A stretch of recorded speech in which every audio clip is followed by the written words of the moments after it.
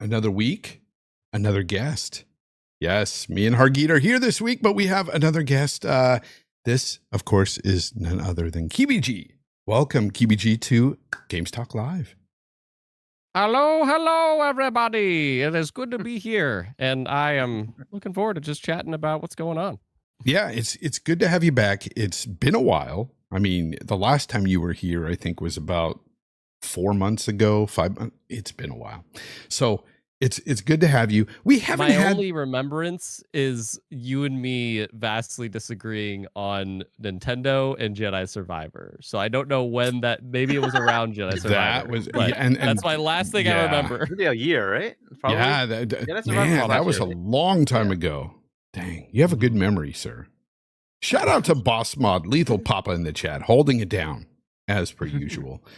And of course, shout out to my good friend and co-host, Hargeet Johnny. Hargeet, welcome, my friend. I see your book is still behind you.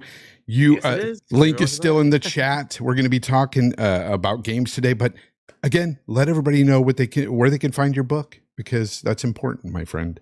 Yeah. So go to shop.china.us. You have the links there to go. I'll be putting in Barnes & Noble as well, but there's a whole bunch of links to Amazon and Lulu to buy the book if you want. If you want to get the signed copies, they're still available. You can pick one of the bundles for a signed copy, and there's some merch if you like it. Also, you can subscribe to my channel. I am starting to put videos up now. Yes, you are. Put up my first video in a long time, and it was really do a cost comparison of buy versus Game Pass for COD. Now that they've announced it's going to be in Game Pass, what is the difference? If you're a PC player, are you better served just buying it or going to Game Pass? If you're a console player, buy versus Game Pass. And the outcome might surprise you. Yeah, so you know go ahead what? and check it out. And I am going to get into that later on when we talk about the whole COD thing going into Game Pass. I want you to go over that just a bit. Yeah, what you talked about in your video, because it was very interesting, and also I loved that little format you did there. I like how you were just kind of just talking to us, like you were just riffing with us, showing us the graphs and everything. That's the Hargeet I like, and the little chuckling in between and stuff. Loved it. Like, there's nothing better than the Hargeet a lot more smile. of that. I usually do analytical stuff anyways, right? And now I'll actually have like the articles and whatnot, and here's the analysis, and here's the numbers. You can just see it for yourself. That's your lane. So, that's definitely your lane. Also, I wanted to talk a little bit about, you may see it right there on the screen. So, Valari gaming pillow. They sent me one of their pillows, and I'm using it now. Actually, well, you can't really see it, but it's here, and basically, it goes around your waist. And this thing, I'm telling you, I play video games with this thing. My arms just relax on it. It feels so comfortable. Here, let me pull up something here. Their website. The cameras are all messed up here for us, but as you can see on the Valari website, that's basically how you use it. And it's just so freaking comfortable. I'm telling you. And also, Hoggy, is that a custom one? What is that? Yeah, this is the ILP one. Yep, that's the ILP one. Custom ones. Cool. Yeah. And I'm telling you, the way it helps you out with your posture too. I mean, when you're playing video games for a long time, and I used to just sit there and use my knees, basically just bent over playing the game. I feel so much better after hours of gaming using the pillow. I seriously recommend it, guys. And I'm not just saying that. So when Valari sent this to me, I have to say this. It was a couple of weeks ago, and I could have talked about it last weekend, but I didn't, because I wanted to really, truly try it out. And I'm telling you, it's been a week and a half now that I've been using this, and it is awesome. Awesome. Just as good as I thought. I saw the Iron Lords talking about it. I saw Boom talking about it.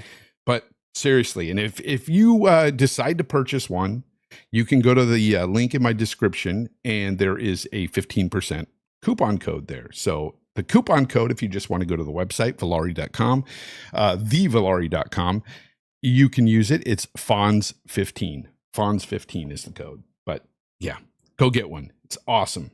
I implore you to do so. Now, with that out of the way, let's talk about our first topic here. Well, actually, before we get into that, I need to know this, because Kibiji, the last time you were here, it was Jedi Survivors, you said. What are you playing right now, sir? What are you playing? Man, I was thinking about this question. By the way, in case anybody hasn't met me, hi, I'm Samurai Kibiji. I like to speculate about games, and more than just like in a way of talking, I think speculation is a great way to get like your inner voice heard. If you're speculating about something you're passionate about, that's the best way to get to know somebody. Get to know how they think, get to know what they love. So that's what I'm about. Check out my channel. But it's great to be here. And I was thinking about this before I was hopping in, like he's gonna ask me what I'm playing. Of Because course. I've been like bouncing around between so many things. Oh, I have too. like, but I think I just on a whim this weekend started playing Deathloop. I don't know what triggered this. Wow. Because I've wanted to play Deathloop for ages, man, because I'm a sucker for like time loop games. Like, perfect. Plus it's on Game Pass, why not? And I don't know. I think I got so tired of being caught in the like, I gotta play all the new things coming out. Just hit something on your backlog. So it's been neat. It has a bit harder of a start, I would say, than other time loop games, aka Outer Wilds. Anybody play Outer Wilds in the chat? Shout out. But yeah, so otherwise, yeah, my multiplayer has just been like Halo Infinite, the finals, and Diablo 4. I definitely bounce around between those a lot. And I'm playing Zelda a little bit too. Nice. Hargeet, what you been Kingdom, playing? I assume? Tears of the Kingdom? Tears of the Kingdom. Yeah, sorry, Tears of the Kingdom. Yeah, that is a game. People that get to know me, by the way, they love to troll on me, and I totally accept it because they're like, oh, look at this thing that I thought of or found that relates to you, and it's because the first game took me like over 300 hours to roll credits and over 2 years to actually do, and this one it's so far the same. It's like a year later now, and I've put 175 hours into it, and I've only done like 2/3 of the game. Like, nice. I don't know. I zigzag too much in those games. I think because I don't want the credits to roll when I don't know how you guys feel about this or the chat. Do you not want credits to roll in a game until you're done with it? Or you let the credits roll and then do stuff? If I you know what happens to me if I let the credits roll and there's other things to do, I kind of just leave the game at that point and go, okay, I'm done. Exactly. And even if I really loved it, it's like, no, I want to complete every little thing before I roll those credits because I know what I'm going to do at the end and say, no, okay, I'm done. I rolled the credits and walk away. I don't know, Hargeet, if or at least you do feel the same happy thing about walking away, you know? Yeah, I mean that I'm similar. It just depends. Sometimes the game, the rolling the credits, just like for instance, Starfield, you have the whole next gen, New Game Plus thing, which is a different mechanism for trying to keep you in it, right? But other than that, most of the times, if I've rolled credits, I'm done. However, like you mentioned, Halo Infinite, I've rolled the credits for that, but I do keep playing that one because that's multiplayer. Well, right, multiplayer, Right. But for instance, I myself am playing Ghost of Tsushima right now on PC again. I played it originally on the PS4, and then I played the Iki Island DLC on the PS5. Now playing it on the PC. I'm telling you, it is gorgeous, freaking gorgeous, because not only do I get those ultra settings, but also those frame rates. I am locked at 120. Nixxes did a bang up job on this one. Again, Nixxes is Sony's best developer by far. Okay. And they're just to port games, but they are freaking amazing, man. This port is awesome. Locked to 120 max settings, and it just blows my mind. And I forgot like how much I love the combat in this game. The combat to me is just so special, so good, so fun. Definitely one of their best games. So it really is. It is so good. Sadly, it's one of their least rated too. It's like an 83 or 4. I don't freaking get it. I don't get it because to me, 9.5 or 9.8. It's so good. To me, it's better than God of War Ragnarok. It's better than The Last of Us 2. It's a great game. And what I was trying to say is, when I played it on the PS4, I did everything on the map before I rolled credits because I just had to. The thing was just amazing. Now, do they let you import your save, or is it like you're just starting anew? That's something I wanted to talk about here. So, good question. I don't know. Well, so first, let me tell you what I played, then we can get into that. Yeah. But yeah, Okay, so yeah. go. So I finally, now after writing the book, I finally got to play games. So I did finish Iden Chronicle Rising and Norco before they left Game Pass. I He's a also gamer played, again. Woohoo! Yeah, Superland 6 Inches Under, I think it was called. I got enough out of it. Like, I didn't really care to continue, so I played enough of it before it left Game Pass. I've been playing Tales of Kinzera. I actually am kind of frustrated with it.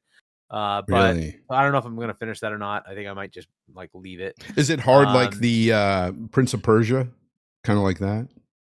It is kind of like that. It is Yeah. platformy. It's very platformy. And then there are just parts where you're like, again, like really? Okay. So I don't know. It's okay. It's good. Like it's generally the story's good, but it is just there's just something about platforming. I don't like it unless it's Mario. But I just there is just something about platforming unless it's Mario. I just don't like it. You know, Ori, fantastic games, but again, they're really good at platforming. But again, I just like Mario better. Like Mario just has like this perfect balance of like tough but very rewarding and fun. And like whatever it is, they do it right. It just feels so good to play their games. So you know, Mario and then Zelda, those two franchises are so unbelievably awesome, right? But yeah, so it's like I'm a little annoyed with that one right now. But yeah, I actually have started playing games. I played a couple of puzzle games. I love playing the little puzzle games where you're just like, oh, pick this thing out of a scene and whatever. Right? I love those. It's a nice little diversion. So I finished those, a couple of those. But yeah, so just like I'm finally getting back into gaming. Like it's becoming fun to play games. I just totally piled every minute I had into this thing. For like, no, you did. So for Aiden Rising, are you gonna play 100 Heroes? You think? Yes, I will play. I will play that one. Yeah, I finished the other one. I wanted to get to that, man. So, yeah. I wanted to get it before it left, but... and I'm like, oh hey, this is good, and so I'll go continue with they put the other one into Game Pass as well, right? So, was it 100 something? I didn't 100 Heroes, yeah, something like that, yeah, whatever it was. So I'll play that obviously before it leaves. But I'm like up to like 100 and I don't know 50 games in the backlog now. Because there were so many games that came out. You never clear at this point in time. There's just no clearing the backlog. Yeah, it's not gonna happen. Especially if you're signed up to Game Pass. I know you, Hargeet, and you play all those games. I put everything on. I take everything, and I give it a chance. If it works, it works. If it doesn't, too bad. But so that's awesome. But yeah. So interesting thing about Ghost. Okay, so. The controversy with Helldivers 2, not Hellblade, Helldivers 2, you know, with the 183 countries not being able to, you know, purchase that game. Same thing with this game. Okay. And of course, it's due to the PSN crap. They're not forcing you to do PSN unless you're doing the multiplayer. So when I fired up this game on the PC, it popped up and said, sign into PSN. I said, nope, I X'd out of it. And I played the campaign. I can play the campaign just fine without going into PSN, but I don't know if logging into PSN will actually get you your saves from the PlayStation version. I don't know. I can only assume maybe, but I don't know. Chat, if you know, let me know if you signed into PSN there. And it's not like I'm just kind of hating on PlayStation. I don't want to sign in because I dislike them. I'm just kind of tired of signing into a lot of different freaking launchers and everything. And, you know, when you get into a Ubisoft game, sign into there. Get into an EA, sign into there. Take-Two, sign into there. And it's just ridiculous. And again,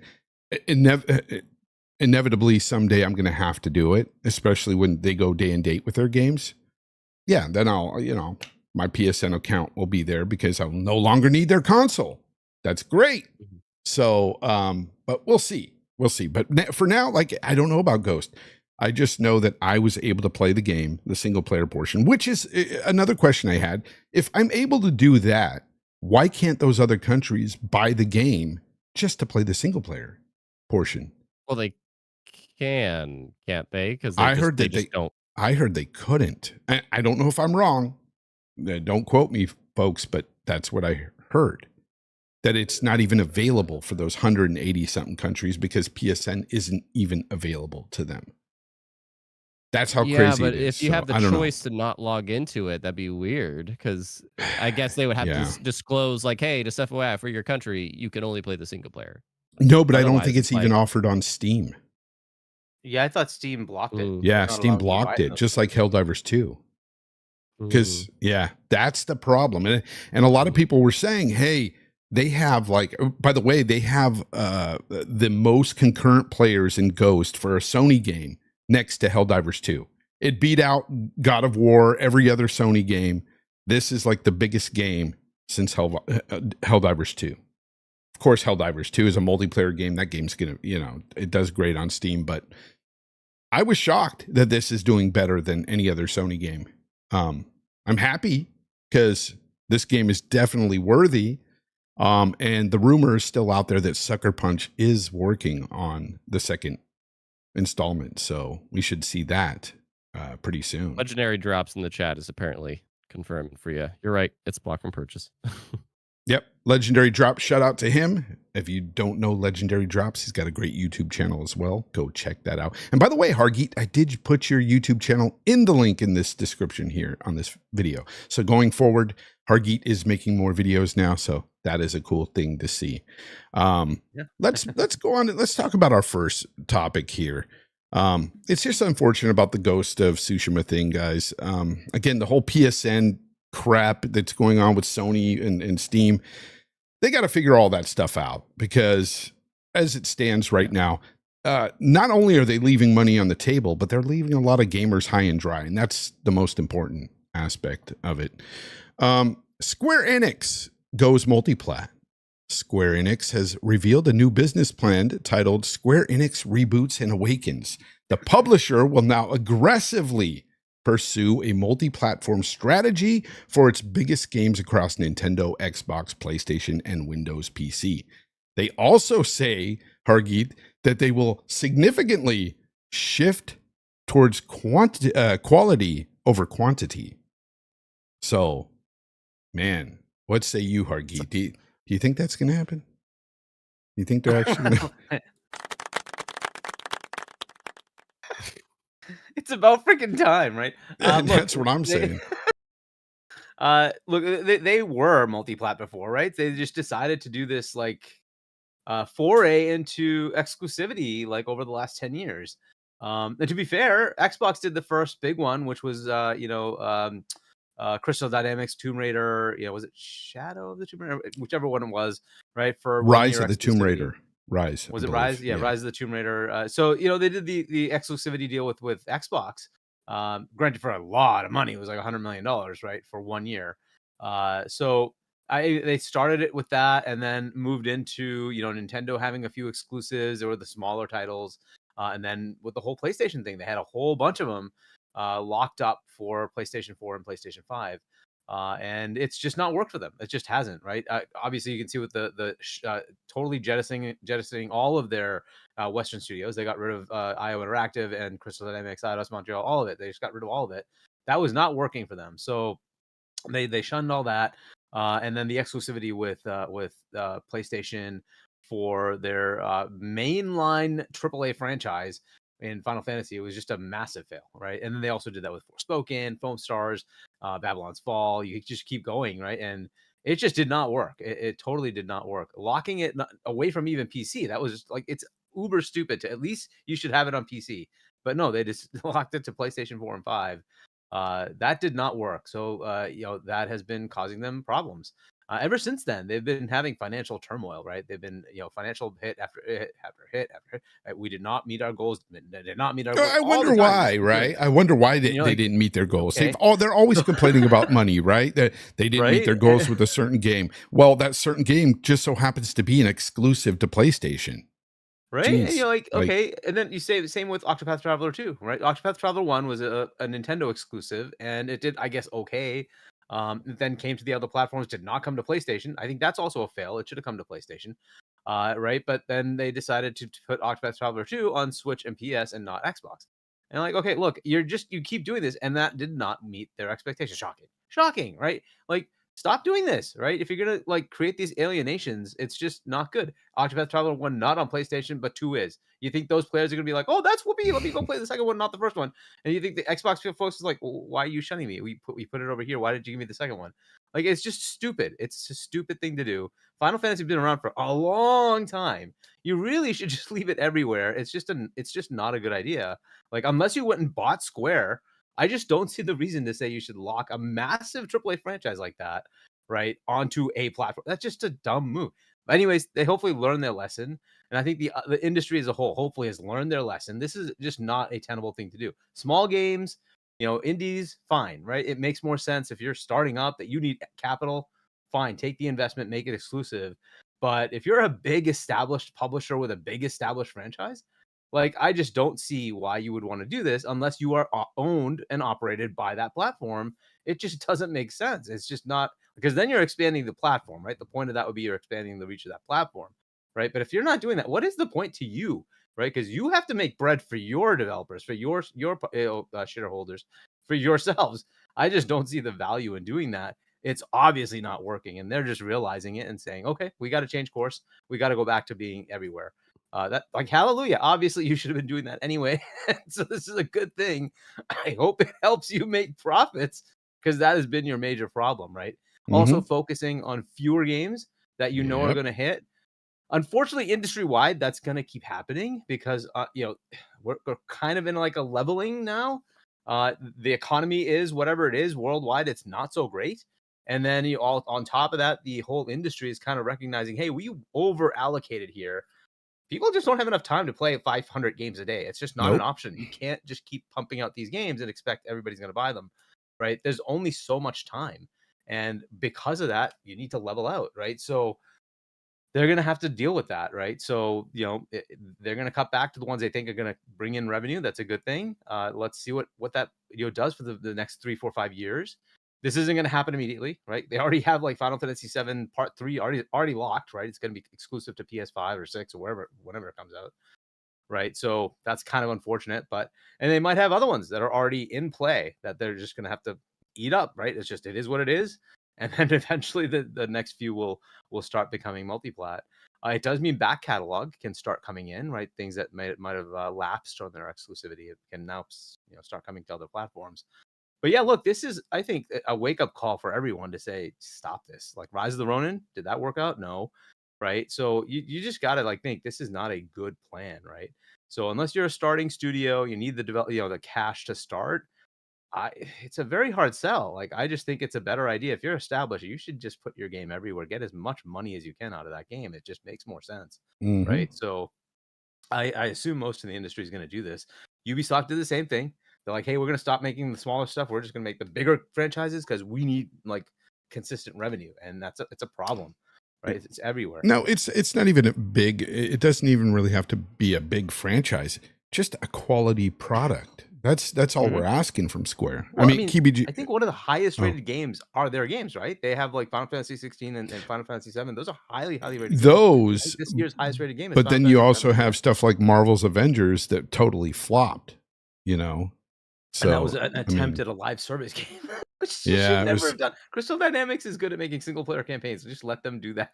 Right? Yeah, you look at the opposite, the Guardians of the Galaxy, right? That Eidos did. And that was fantastic. It was so fantastic. So if they'd just been able to do that, and the core game of Marvel's Avengers was actually pretty good. The story was good, but there was a lot of grindiness and stupidity that you had to deal with to make it a live service game, and that just totally kind of detracted from the storytelling. They're usually pretty good at doing that, right? But it is what it is. Right? Yeah, Kibiji, what did you think? Happened to so there's a bigger. I thought the statement of the whole like we're going to focus on quality and over quantity was weird because I'm in disagreement. Like Square, they don't have as consistent of a track record as like Capcom or whatever, but they make quality games. They do. They do. Is it like 100% of the time? No, but Foam Stars. Yeah, that's what I mean though. Yeah, there's like hit or miss, whatever. But in terms of their, let's call the 3 exclusives that they did the past year-ish, 2 out of 3 were awesome. Well, I forgot Foam Stars. And the two didn't really. 2 out of 4 were awesome. Yeah, but, and they didn't sell that well, even though they were awesome. You know. Well, so here's the thing. So here's my response to that part is because they're doing this. It kind of opens a bigger conversation, which is just what everybody's realizing, you know, that just these games are taking so long to make now as the more pixels come in or whatever, and they're becoming more expensive to make. So they have to recoup their sales more. And the only people that might not have to do that anymore are like the indie folks that they don't have to deal with the 4K super high graphic bullshit. I don't know how game development works, but this is why, you know, Helldivers opened that door to PlayStation. Hey, let's have more on PC day one. Xbox is experimenting with trying to get their stuff on other places. And it's like, it's just everybody is starting to open that door because it's the only way they can be feasible. I heard something, I was actually listening to a podcast earlier today when I was cleaning my place up. And there was an interesting stat where, because we got like some PlayStation numbers recently, and I bring this up because Square, their biggest titles, they've been making exclusive to PlayStation. And they were saying how like there's a total of, I think, 118 million active users on PlayStation Network. And it's essentially like 50-50. Half of those are PS4s, half of those are PS5s. Maybe a few PC people, but it's pretty much a 50-50 PS4, PS5 situation. So Square did not release that to 118 million people. They released it to less than half of that because it's just for the PS5. And that's a smaller market. It's not on PC. It's not on, and it wouldn't have sold a lot more if it was on Xbox. I saw somebody point that in the chat. It would have got a bit, but let's be real. It was primarily going to sell on PlayStation. It would have sold decently on PC, if not equally. That's the thing. And if maybe you do like things on Xbox, you are PC all right as on well. Xbox. Right. Yeah, exactly. Yeah. So this is what they mean. And this is why we saw them open up in July last year when they announced FF14, everything. They got Phil on stage. Like literally the new CEO was there that day. He was appointed like the day before or something like that. Like it was like within a week of that whole announcement. He's like, yeah, now that I'm in, we're opening this shit. So yeah, it's if we're gonna have big game development like this, then they have to open their doors, and it's good. It's good that they're doing this. Get Kingdom Hearts 4 out there. Let's go. Yeah. Also, you know, for their multiplats, you know, that didn't do well, I attribute that to again the fact that they are just not of real good quality. The games themselves, and so for them to focus on that is awesome. But this also opens up another kind of dialogue here that we got to touch on, because I foresee, I think this is kind of in anticipation as well for the next Nintendo Switch. Because if you think about it, Square Enix is going to be able to put all their games over there, because that Switch is supposedly going to be able to run all the multiplats. So you're going to see all these companies open up to the Nintendo Switch, the next one, because we've already heard it's kind of using DLSS and all that. So it's probably going to be like a really good machine for running pretty much everything. 12 gigs of memory, right? So it's going to be able to do better than a Series S for a lot of games. So yeah, the rumors are essentially like, if they compared it, they're saying it's somewhere in the level in between a PS4 Pro and a Series S. That's what they're saying is kind of like around where it kind of ranks. Yeah. And but so, again, those are just rumors. But so what that tells me is that Nintendo's about to make a lot of freaking money off of everybody. Nintendo is going to become the powerhouse and the juggernaut they once were in the mid to late 80s. Like they're already, way up there. But once they open up the floodgates to all third party, I'm telling you, the sky's the limit for freaking Nintendo. Oh, but what I'm saying is right now you can't play third party games. You can't now, play, right? They're with the next more iteration able to be on there. Yeah. You're going to have games that could not be put or ported onto the Nintendo Switch. Right. There's some games that can't, but now they will open up to that. And my God, they're going to freaking crush it. Nintendo is going to be a force to be reckoned with, because I have a feeling, Xbox games will go there. PlayStation games will go there. Square Enix, all these third-party publishers, of course. But it's just, it's funny, the timing and everything of this from Square. I think they probably already have dev kits and everything for the Switch too. They know what's going on. They're working on stuff for that platform.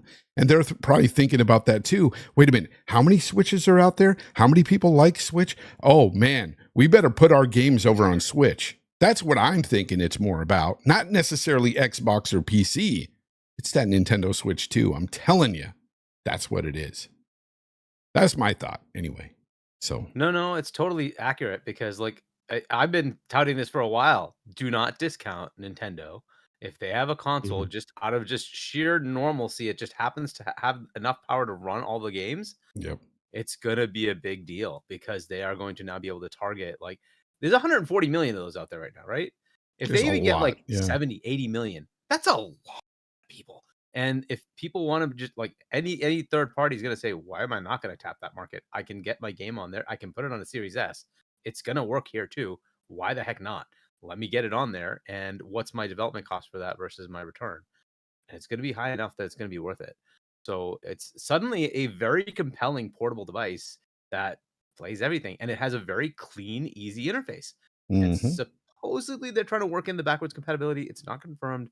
So if they do that, you've got the entire Switch catalog on top of whatever third-party stuff you're going to get, and Switch 2, next gen Switch, whatever they call it, Switch Pro.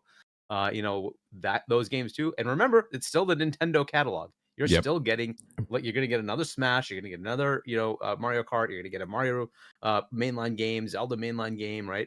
There's all these things you're going to have. They have a Metroid ready to roll, etc. All that stuff is coming, and you're going to want to play them. And there's a reason Square made Nintendo exclusives. They did. They did test out some things with Nintendo because they were totally fine. And you know what's the craziest part about all this is Nintendo will be the only ones that will have exclusive games. Yeah. and they will maintain that. And they can. Because Nintendo does things sometimes that I can't even fathom. Like, I don't understand how Nintendo gets away with whatever they put out there. Like, it's very simple. It's a simple device that you can give to your kids that's very locked down, that has very kid-friendly games, and you can say, I'm not going to buy you anything else. I think what Fonz is saying is never putting their games on sale, or maybe never. Like all the practicals. Yeah. But there's a reason for that, right? Because they put them on cartridges. And you remember, cartridges have a physical cost. So there's just no way to, you can buy it digitally, but if they start saying the digital version is cheaper than the physical version, that could become a problem, right? So they're going to keep price parity, and the cartridge has a physical cost. It just does. There's no way around that. That's why those games don't discount that well, because you can only go so far to take away the physical cost of a cartridge. Yeah. Sappho in the chat said Square snubbed Nintendo over FF7. Yeah, sure they did, but I bet you they regret it. I bet you Final Fantasy VII. That machine would have ran it. No. No way that machine would have. If the next one, no, this is the original one. This is the original one. The original FF7 on the original one. PS1. Yeah, PS1 got the original versus N64. Because I bought a PlayStation 1 just for Final Fantasy VII. Yeah, just it for had that. the CD drive, and it was able to stream video, right? Yep. And so that allowed them to have more cinematic graphics. Versus the N64, you would have to have it in the cartridge, and it would have probably been a bit of a pain to do. And it would have been an expensive cartridge because you'd have to have a lot of memory, or you have to forego the cinematic graphics, right? Power-wise, it had more than enough. N64 is way more powerful, but it just didn't have that CD drive, so you couldn't really do the... Yeah, I enjoyed my N64. I did.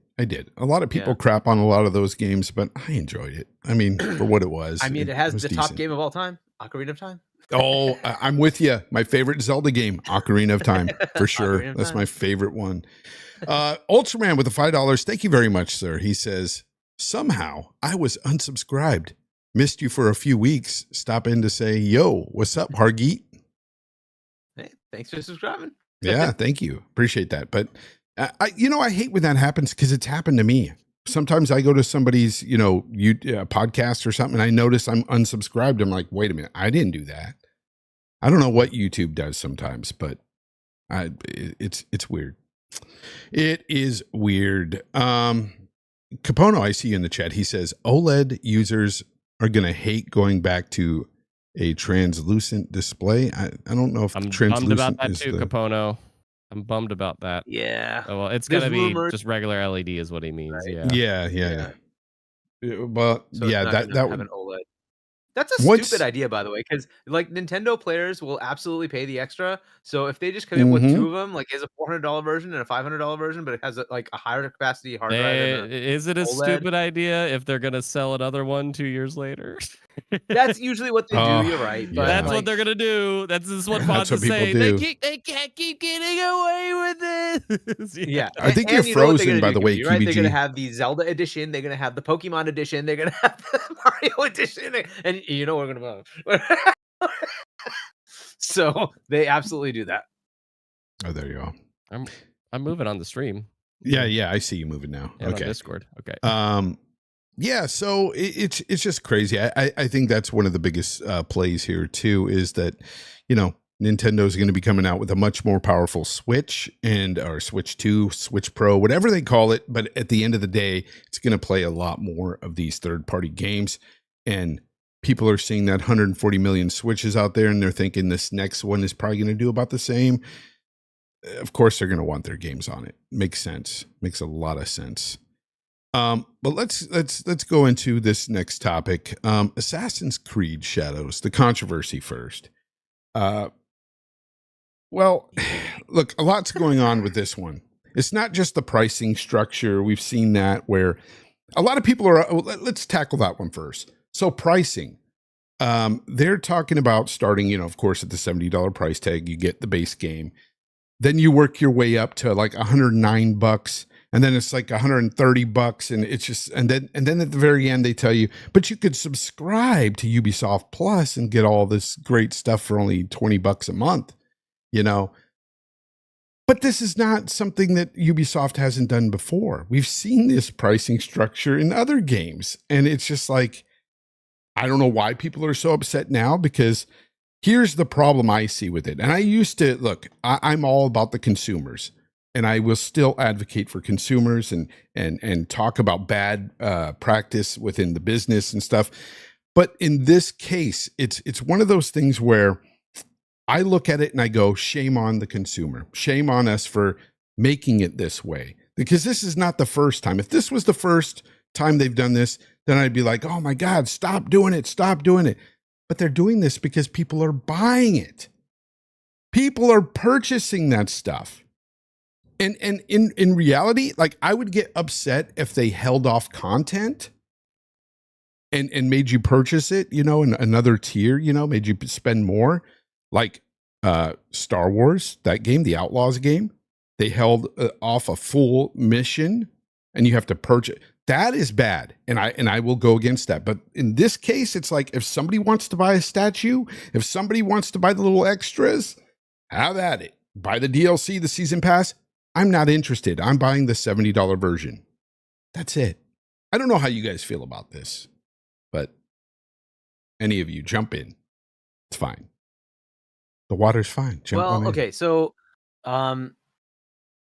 I well, admit, the pricing, I only know more about like the game itself or the trailer rather than the release details. So Hoggy, go for it if you have. yeah. stuff on the So I release. mean, as far as the additions, again, nothing new. This is just like you said. They do this all the time. And look, I'm subscribed to Ubisoft Plus, so I don't care. I get the top Ultimate Edition anyway. So I don't really have an issue with it. I like, if you don't want to pay $18, play the game for a month, don't subscribe again. Right? This is not that big of a thing. Like, this is just normal. To me, it's fake outrage to say that this is something that's new, because they do this every time, and like a lot of games are doing this. It's pretty common now. That's how they're over monetizing, so they can keep making these games and pay the 20,000 employees they have, and I do mean that literally. They have 20,000 employees, so Ubisoft has to pay them. That's just the way it is, right? So you know, they need to make money, and you can choose not to do it. Like you said, just, hey, I just paid the $70. That's fine. Or you can just say, you know what, I just pay for Ubisoft Classic, right? There's a Ubisoft Classic. It'll come in there probably 6 months, a year later. Oh, Hargeet, the other thing $7.99. is people are upset over the 3-day early thing. And yeah, That bothers me. That bothers me because to me, it's like, okay, that is the true release date. It's not 3 days later. It is 3 days early. But I'm to the point where I'm getting better about FOMO. I've skipped on 2 games this year because I'm waiting for them on PC. And with this, I'm waiting the 3 days. I'm not going to purchase it early. When are you going to sell your FOMO PS5? is taking everything over, man. It is. So, because Fonz, essentially, if you can get rid of the FOMO, you don't need it anymore. Yeah, you can just get rid of your PS5. You can just play everything on PC. You'll be fine. And that's again, where I ended up. I'm like, I hate the controller so much. I'm just done with this. And they said their games are coming to PC. I'll just play it there. I'm good. I'll just play them on PC. I'll wait the year, 2 years, whatever. Fine. So, yeah. But anyways, coming back to this, even the 3-day early access thing, that's something that Xbox has been doing for a while, and I don't care. I don't care. Like, if the game's coming out, I have no FOMO. I literally do not care. If I want to play the game, I'll pay for it. If not, I don't care. I'll just play it later. I have so many games installed that are brand new, that are in day and date Game Pass. I haven't even touched them yet. So I even pre-order games and I haven't turned them on. Like a Dragon, right? I pre-ordered that. It's just sitting there. I haven't turned it on yet. Right? I don't have FOMO. I don't care. It's fine. So if you want to pay for extra 3-day early access, good. If you get it anyway, good. Like, these things just don't, like, they don't. Maybe that's the point. It's just economics. So maybe that's what they're trying to do, though, is like, because what you just said, like, is that going to be the majority of the buyers? Absolutely not. It's going to be a very small pool of them. Exactly. But them having that option, it works. Like, that's what they're doing. Like, 20% like, there's going to be that. It's a lot of money. people that are going to go into that. Yeah. So all we need to do is this, and so it's. And hey, it's modern day gaming, everybody. Yeah, would you rather them make the game $100, or would you rather them say, "Hey, here's some options if you want to take them"? Right? Here's some cool like skins that you can just get with it. Okay, whoop-de-doo. Here's like some season pass stuff if you ever want to play. As long as the core game isn't messed with, I don't care. Really. Exactly. Because that's what I care about. And when it came to Outlaws, that was terrible. Like, pulling a portion of the game. I don't know. I don't care how big the mission is. That part is terrible. But for this, it's just like I have no interest in any of the other perks. So I'm going to just buy the $70 edition when it comes out. Because yes, I am a Assassin's Creed stan. I love their Assassin's Creed games. I play them. I enjoy them. I especially like, yes, the new bastardizations of the freaking RPG elements and all that stuff. The ones that aren't truly Assassin's Creed, I love those. AC Odyssey, AC Origins, I think they're fun for me. I love them. And again, to me, it's I'm going to buy it. I have my monthly payment and I don't care. I just get whatever game they have. So this is how I played Mirage. How I play, I have Pandora, whatever, Avatar, I have that installed. I haven't played that one yet, but it's how I played Prince of Persia. Hold up. Right? And on and on and on, right? The games are there. I just like Game Pass, stand date. Yeah. I have it. I want to play it. It's there, PC or console. I've got it, right? So I want to tackle something that Legendary Drops just said. He said, Fonz Gaming, we're getting less game for a base price year over year. It is a problem and a growing one. With Assassin's Creed games, I don't know if I agree with that, because I seem to be getting bigger games with Assassin's Creed, especially these types of Assassin's Creed games, not the Mirage, not the older types, but these RPG freaking, it's not really a stealth game like the old games, but with your AC Odysseys, your Black Flags, even your Valhalla was much bigger than anything we got prior. So keep going. I think they're huge. I don't see that we're getting less game here with Shadows. Until they show me that, then I'll agree with you. The fact that they show that there's a season pass there, they've done it before. They've done it with Valhalla, and it didn't matter to me. I just didn't buy it. I like big open world games. Yes, I do. Love big open world games. And so I could spend upwards of 70 to 100 hours within an Assassin's Creed game. So I don't see that fact. Maybe with other games we're getting less, but not with Assassin's Creed. I don't see it. Not until they prove that to me. Not till they show me. I'll see it with Shadows. We'll know. But to comment on like we're not getting the stealth and whatnot. This is where I potentially come in, where I didn't do a lot of research, but I liked hearing the details on the game, which There's a is bit, yeah. like this is weird, right? Because there's Assassin's Creed games where you pick like, are you male or female, but then this one, I'm not totally sure about this, so correct me if I'm wrong, chat or YouTube, but like it seems like you basically get to pick, do you want to be the ninja girl who is the stealth? Like she literally can hide in shadows. And You know all what? that I stuff. think it's going to She be is the stealth person. sort of like Or you Grand could be Theft Auto. that the guy is like the more muscle bound. Like I think you're going to be able to switch on the fly. I think you're going to be able to that'd switch. be really neat. Like that's really different for Assassin's Creed. It'll be like Syndicate. That's exactly what they did with Syndicate. Yeah, Syndicate. Brother, sister. Okay. In Brother, you were a brawler. In Sister, you were stealth. And so you would choose as a mission starts, which one do you want to use? And so you would go with that style. Yep. So I think it's going to be very similar to that. No, I agree with you, Fonz, on the length. That is why I'm not going to play this game, because I'm just sick of it. Like Valhalla killed the entire franchise. Oh, did you like Odyssey? Did you care for that one? I thought Odyssey was good. I loved it. It's not really Assassin's Creed. No, right? It's not. Totally veered away from Assassin's Creed. It's not, right, bro. It's not. Origins, I agree. at least I could say fine. It's Origins, right? So at least you're starting to understand why the Assassin's Creed stuff happened. Fair enough. I get that one, right? But Odyssey just was a totally different thing. And if they had not slapped Assassin's Creed on it, it would be awesome. It's just its own little game that takes you to Greece. Cool, awesome, right? Right. But they tried to make it Assassin's Creed. It is totally 100% not Assassin's Creed.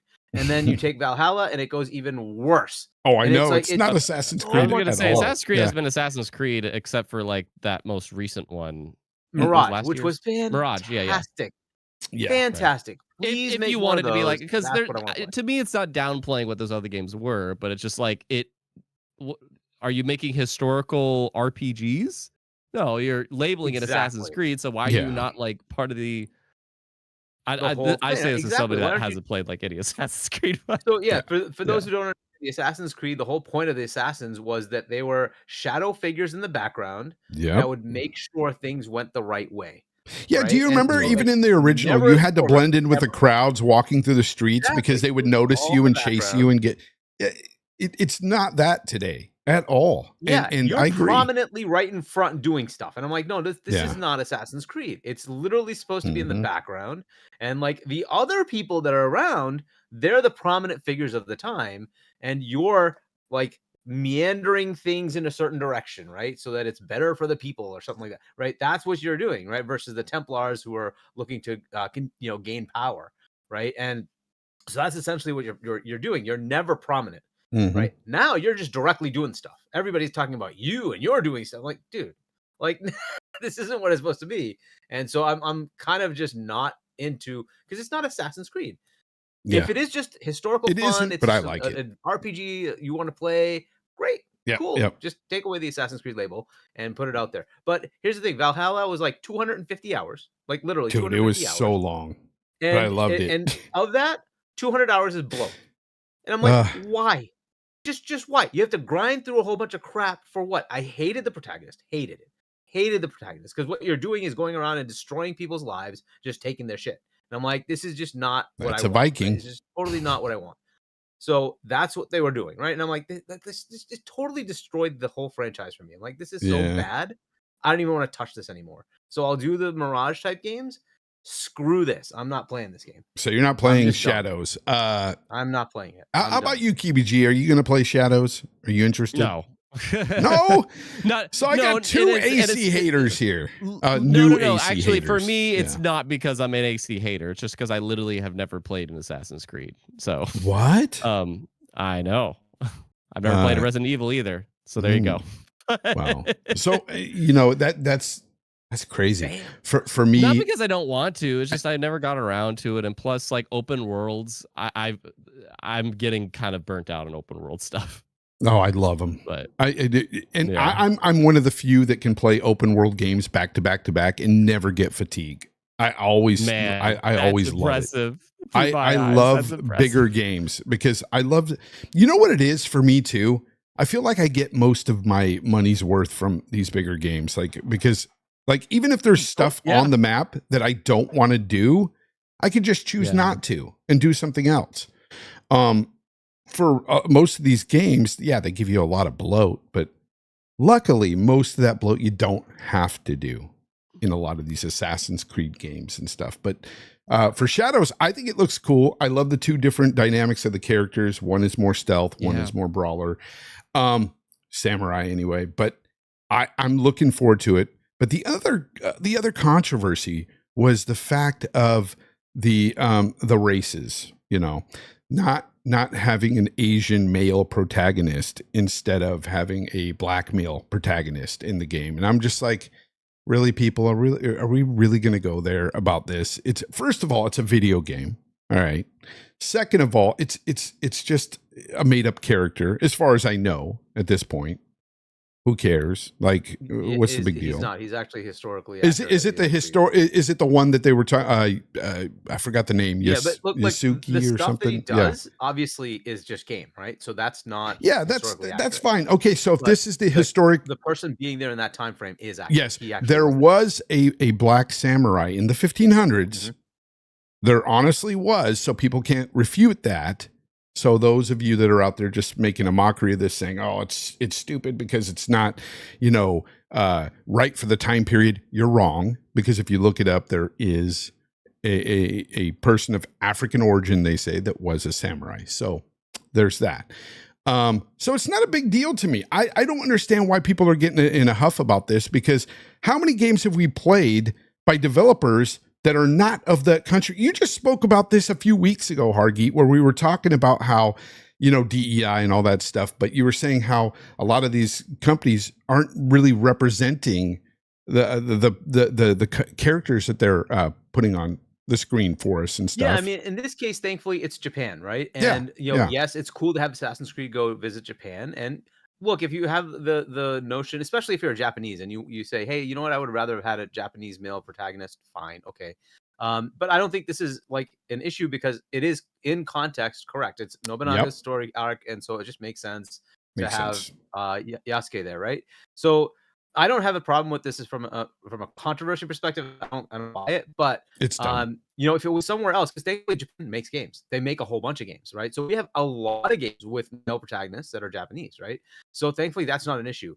If it were, say, I don't know, let's say it's Kenya, and the male protagonist that you have is from Vietnam, I'd say you should have a problem with that, because it's like, hey, you finally go to Kenya, and what are you doing here? Like, why wouldn't you just have somebody from there, right? It just makes kind of sense. If you went to Mumbai, I'd say the same thing. There aren't a lot of Indian protagonists, so why would you change it out, right? So in this case, though, it is a part of a story arc of Nobunaga, and that is, he is a main, like, a big character in that arc. So it makes sense. I don't have an issue with it. And again, we have plenty of games. We just had Jin Sakai. Jin Sakai right now. I'm playing it. Yeah, great, right? Japanese protagonist. But you have the entire Yakuza series. You have Persona. There's all sorts of games that have a male. Japanese protagonist. Thank God, like, we have plenty of representation of at least that, right? So there's plenty of Japanese characters in games. It's other areas of the world that don't. So the more representation we get from that, that's great, right? So we get Tales of Kanzera, for instance. Obviously, you got an African, right? A black person is the main protagonist. Makes sense, right? So you would want that, and hopefully you wouldn't expect that to be swapped out. There's plenty of just because of where things are made, plenty of cases of white people who have flipped in for people who are of different ethnicities in many movies, right? And in many games. And so you see that and you're like, well, okay, so even if this were the other way, is it a big deal? Kind of, I can kind of get it. But ultimately, though, this is an actual historical character. So it's hard for me to really care about this one, since in context it makes sense. I could see more the female one who doesn't exist. That one does not. But you know what? To me, that's better, because you're not supposed to know the people in Assassin's Creed. They're supposed to be in the background. Yeah, they're not supposed to be people you prominently know. Matthias in the chat says, "No, Fonz, you're wrong. We are getting this. Where are you getting this information? Japan or a source in the West? They are doing in the games what they're doing in movies. It's called woke. No, it's called a real life historical figure. Look it up. He was a samurai, and he was from African origin. This is one of those situations where, this is not it. Going too far the other way, guys. This is not the end of the world. This is not the hill to die on at all. Like this is the like, and I'm last two, somebody like who's this, against a lot of quote unquote woke stuff, but this is right, not the it. Stellar Blade one This was is another not one it. that's like, dude, like seriously. Like, Yeah, Oh, really? you're talking We're gonna about be all the concerned? the Clothing, censorship? Yeah. like they still, I don't know if you've seen it, but there literally is a skin suit Oh, where I know. like she's barely covered at all, like barely. Like, dude, that's still in there. Just shut up and play the game. Like, put that suit on and have fun, right? Like, I don't understand what the big deal is. Like, Yeah. whatever. We can't play with her damn near naked. I'm not buying the game. It's like, But you what? can. They literally still have No, that I'm skin suit. look, and I'm against it's nuts. censorship But anyway. myself. However, yeah, what they did end up censoring wasn't something to the point where you should like petition it and act like it's the end of the world. It's nuts. So, like, yes. Oh, there is, Legendary like, stuff Drop like that says he was happening, a and I get retainer, that, not a but- samurai. I don't know where everyone keeps getting he was But a retainer samurai. is, it doesn't matter. Like, a retainer is a helper, right? So that helper was, it could be a samurai. So it doesn't matter. Like, and again, we're taking things as if they were recorded in absolute accurate history. They aren't. We have Yeah, just some sort of excerpts, and that's the way it is. And that's the beauty of this, is they're just saying we're going to write a history of stuff that we didn't know about, right? We know the character exists. We know they did certain things, and beyond that, we don't know. So cool. Besides, We'll this just is not take a. those little tidbits Here's and my make it problem into a with game. it, and this is why I have such an issue with this whole situation. Everybody in the chat that's against this, shut up and listen. This is not a situation where it was like a Tom Cruise situation in The Last Samurai, you know, or like. You know, By this the way, is, again, is not a problem because Tom Cruise was not the last samurai. Ken Okay. Watanabe played the Okay. last samurai. It was a Japanese person. Okay, but here's So- here's my issue. But they're not taking a real historical character and race swapping here at all. Yeah, they're not. So They're it not. doesn't matter. And it's a video game, for crying out loud. So you know that they're going to be very loose with the story and everything else. And like, I don't know what to tell you. You got another protagonist there to play as. If you don't like the other, I don't know. Don't, you know, I mean, if I were to play the game, I would have chosen the female one anyways because I like the stealth. That's my play style anyway. I would have to try anyway, both. so- I would play both. But That's what I'm. but yeah, but so it, and, you know, it, I just don't. I don't think this is that big of a controversy, right? I think No, it's this is not. where the pendulum It's swings dumb. way too far the other way. It's like, yes, I understand there are things like that. 100%, I get that, right? But this is not. Yeah, This is not the it's hill you not need the to die hill. on. Yeah, There's exactly. so many more useless things that are happening. This is fine. Like it is what it is, right? So if the thing from like Japanese people was that, hey, I would have preferred a male Japanese protagonist. Okay, I'll take that. Fine, fair enough, right? But I don't think like this is like I think you brought it up. Somebody brought it up that there is actually a pushback from some folks in Japan, right, saying, no, this is a prominent Japanese person. We have a statue of this person. Like this is not something that's you know, outside of our norms. Like we know about this person. So Yasuke is a historical figure, right? So this is fine.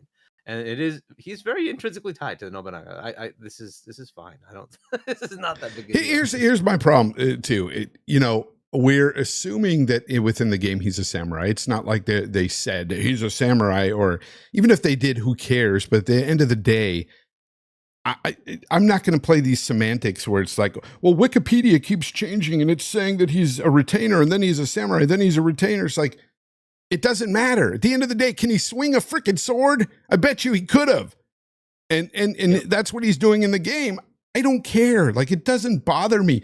Assassin's Creed doesn't have to be historically 100% accurate for a freaking video game. Like, I just want to play a fun people were running game. around with hidden blades. Yeah, exactly. Nobody's got a freaking blade up their sleeve. They're not Okay, freaking coming out David Copperfield fielding you in the neck. You know, just here's a knife. No, it's not happening. He was a retainer, you clowns. Yeah, okay. Just, it's so dumb. Who cares? At the end of the day, he could swing a freaking sword, and that's what he's doing in the game. And I'm gonna play it. I mean, if it bothers will you, be don't there play it, day right? 3. I mean, whatever. I'll be there day 3, okay? Because I'm not paying for the early access. Though I would recommend you just get the $18 thing. It's whenever you want to play it, just pay the $18, play it, and don't resubscribe. How long are you going to play it? A month, maybe 2 months. So don't even pay Yeah, 70 bucks. I'll play it for. I'll probably put 100 hours in it within 2 to 3 weeks tops. Like it's Pay not the a big 18 deal. bucks. It's not a Pay big the deal. 18 bucks. And then, okay, you're done. Are you going to go back to it? So if you're not going to go back to it, just pay the 18 bucks, play the game, and you're done. You can get it 3 days early. You get all the pre-order. You gotta stuff commit as to well. it though. You gotta commit to it and get it done Yeah, in that You know, month but or you'll do that. something. You'll do that. You love these kind of games, right? So you'll do that. Yeah, some people can say that, like Legendary Drop said in the chat, he said it's gotten out of hand, but it's an odd choice to go with that instead of just, the obvious. But the thing is, at the end of the day, that's also a good thing, in my opinion, because they're doing something different. I've played a bunch of games where samurais looked a certain way. Why not switch it up? I'm good with it. I don't have a problem with it. It's fine. Like I think it's good. I'm fine with that. Matthias, you're going on and on about the woke stuff, man. This is not the hill to die on. He keeps telling me, show me some in Japanese that states this. I'm like, no, just look it up. Google. It's your friend. Lotus Esprit, hello. Member for 2 months, says, hello, everyone. With the waves. Thank you for being here, Lotus. Hey, Lotus. Yeah, so it's so dumb. This whole thing has just gotten out of hand. The pricing thing, yeah, you can get mad about it all you want, but at the end of the day, they've been doing it for a while. This is nothing new. It's capitalism. It's, you could say it sucks, but people are buying it. So supply and demand, it's business 101 here. If they didn't buy it, they wouldn't put it up there. So I don't know what to tell you. I myself am not going to be paying for that extra early 3 days. I will buy it day 3. I'm telling you, Fonz, you're better off just subscribe. $18, subscribe. I might even subscribe and because I think they have a couple other games coming out towards the end of the year you too. get everything, their entire catalog. So I'll be able to play. Yeah, I'll be able to play all their games for a couple of months. And you get everything. 2 months worth. Hey, 20 for $40, I can beat like 2-3 games, right? It's awesome. Yeah. If you haven't played Mirage, you can play that. Prince of Persia, right? You get Avatar. You'll get this. There's Star Wars coming, right? Outlaws. Nice. Is that, no, that's, yeah. Outlaws right? will be there too. So yeah, I'll get to play that, and I'll get the Jabba mission that they pulled off for everybody else, right? So yep. I don't know. I like it. Just pay the $18. You get everything. I'm really loving PC gaming. I got to tell you guys that. I know a lot of you are going to hate me for saying that, but I just do. There's so many freaking sales, so many. It's just cheaper. Like once you get in, it's cheaper. Well, anyways, you hate subscription services, Legendary Drops. Why? I don't mind that. I like it if I can jump in and jump out like that. That's really cool. Or if they offer me a value all the time, that's great too. It just depends on what you like, I guess. Here's a thing I want to talk about. New AAA Studio from Microsoft coming. Of course, this from Activision. They're calling it Elsewhere Studios. This new studio is in Warsaw, Poland, and they were formed and tasked to create a next-gen experience. That's what it says. What are we thinking, Kibiji? Narrative experience, too. Yeah. What are we thinking? They said narrative. Yeah, it's really interesting to get this news and the timing that we did, because it's a week or two following, studio closures that are at Bethesda's side, but they're all under Microsoft Gaming. But let's just put aside Microsoft Gaming and like if we are just looking at Activision here, just Activision. This is so cool because all those studios have literally been the Call of Duty train. That's it. They lost Toys for Bob, which was they were supporting Call of Duty too. But Toys for Bob, at least they were making something different with the, Crash Bandicoot and Spyro platformers. These totally not Call of Duty like IPs. But the rest of the teams, they just became the Call of Duty machine. So it's really interesting. And who knows? Maybe it's because Toys for Bob left and they have room for something else, or maybe it's after like reaching out to the studios, who knows? But this is a different type of studio. Might it be a shooter? Cool. But it's a AAA narrative third person. I don't remember if they said third person. I feel like I might have just imagined that, but I feel like they said it. It's like, this is our answer to the whole, action adventure narrative game that isn't going to be COD. It's a brand new IP that we're going to try. And I hope to God it's something that isn't shooter. If it is, maybe just the character might use a gun, but they have other things. But like, it's just really cool to see something going on at Activision that isn't Call of Duty. That's what excites me about it.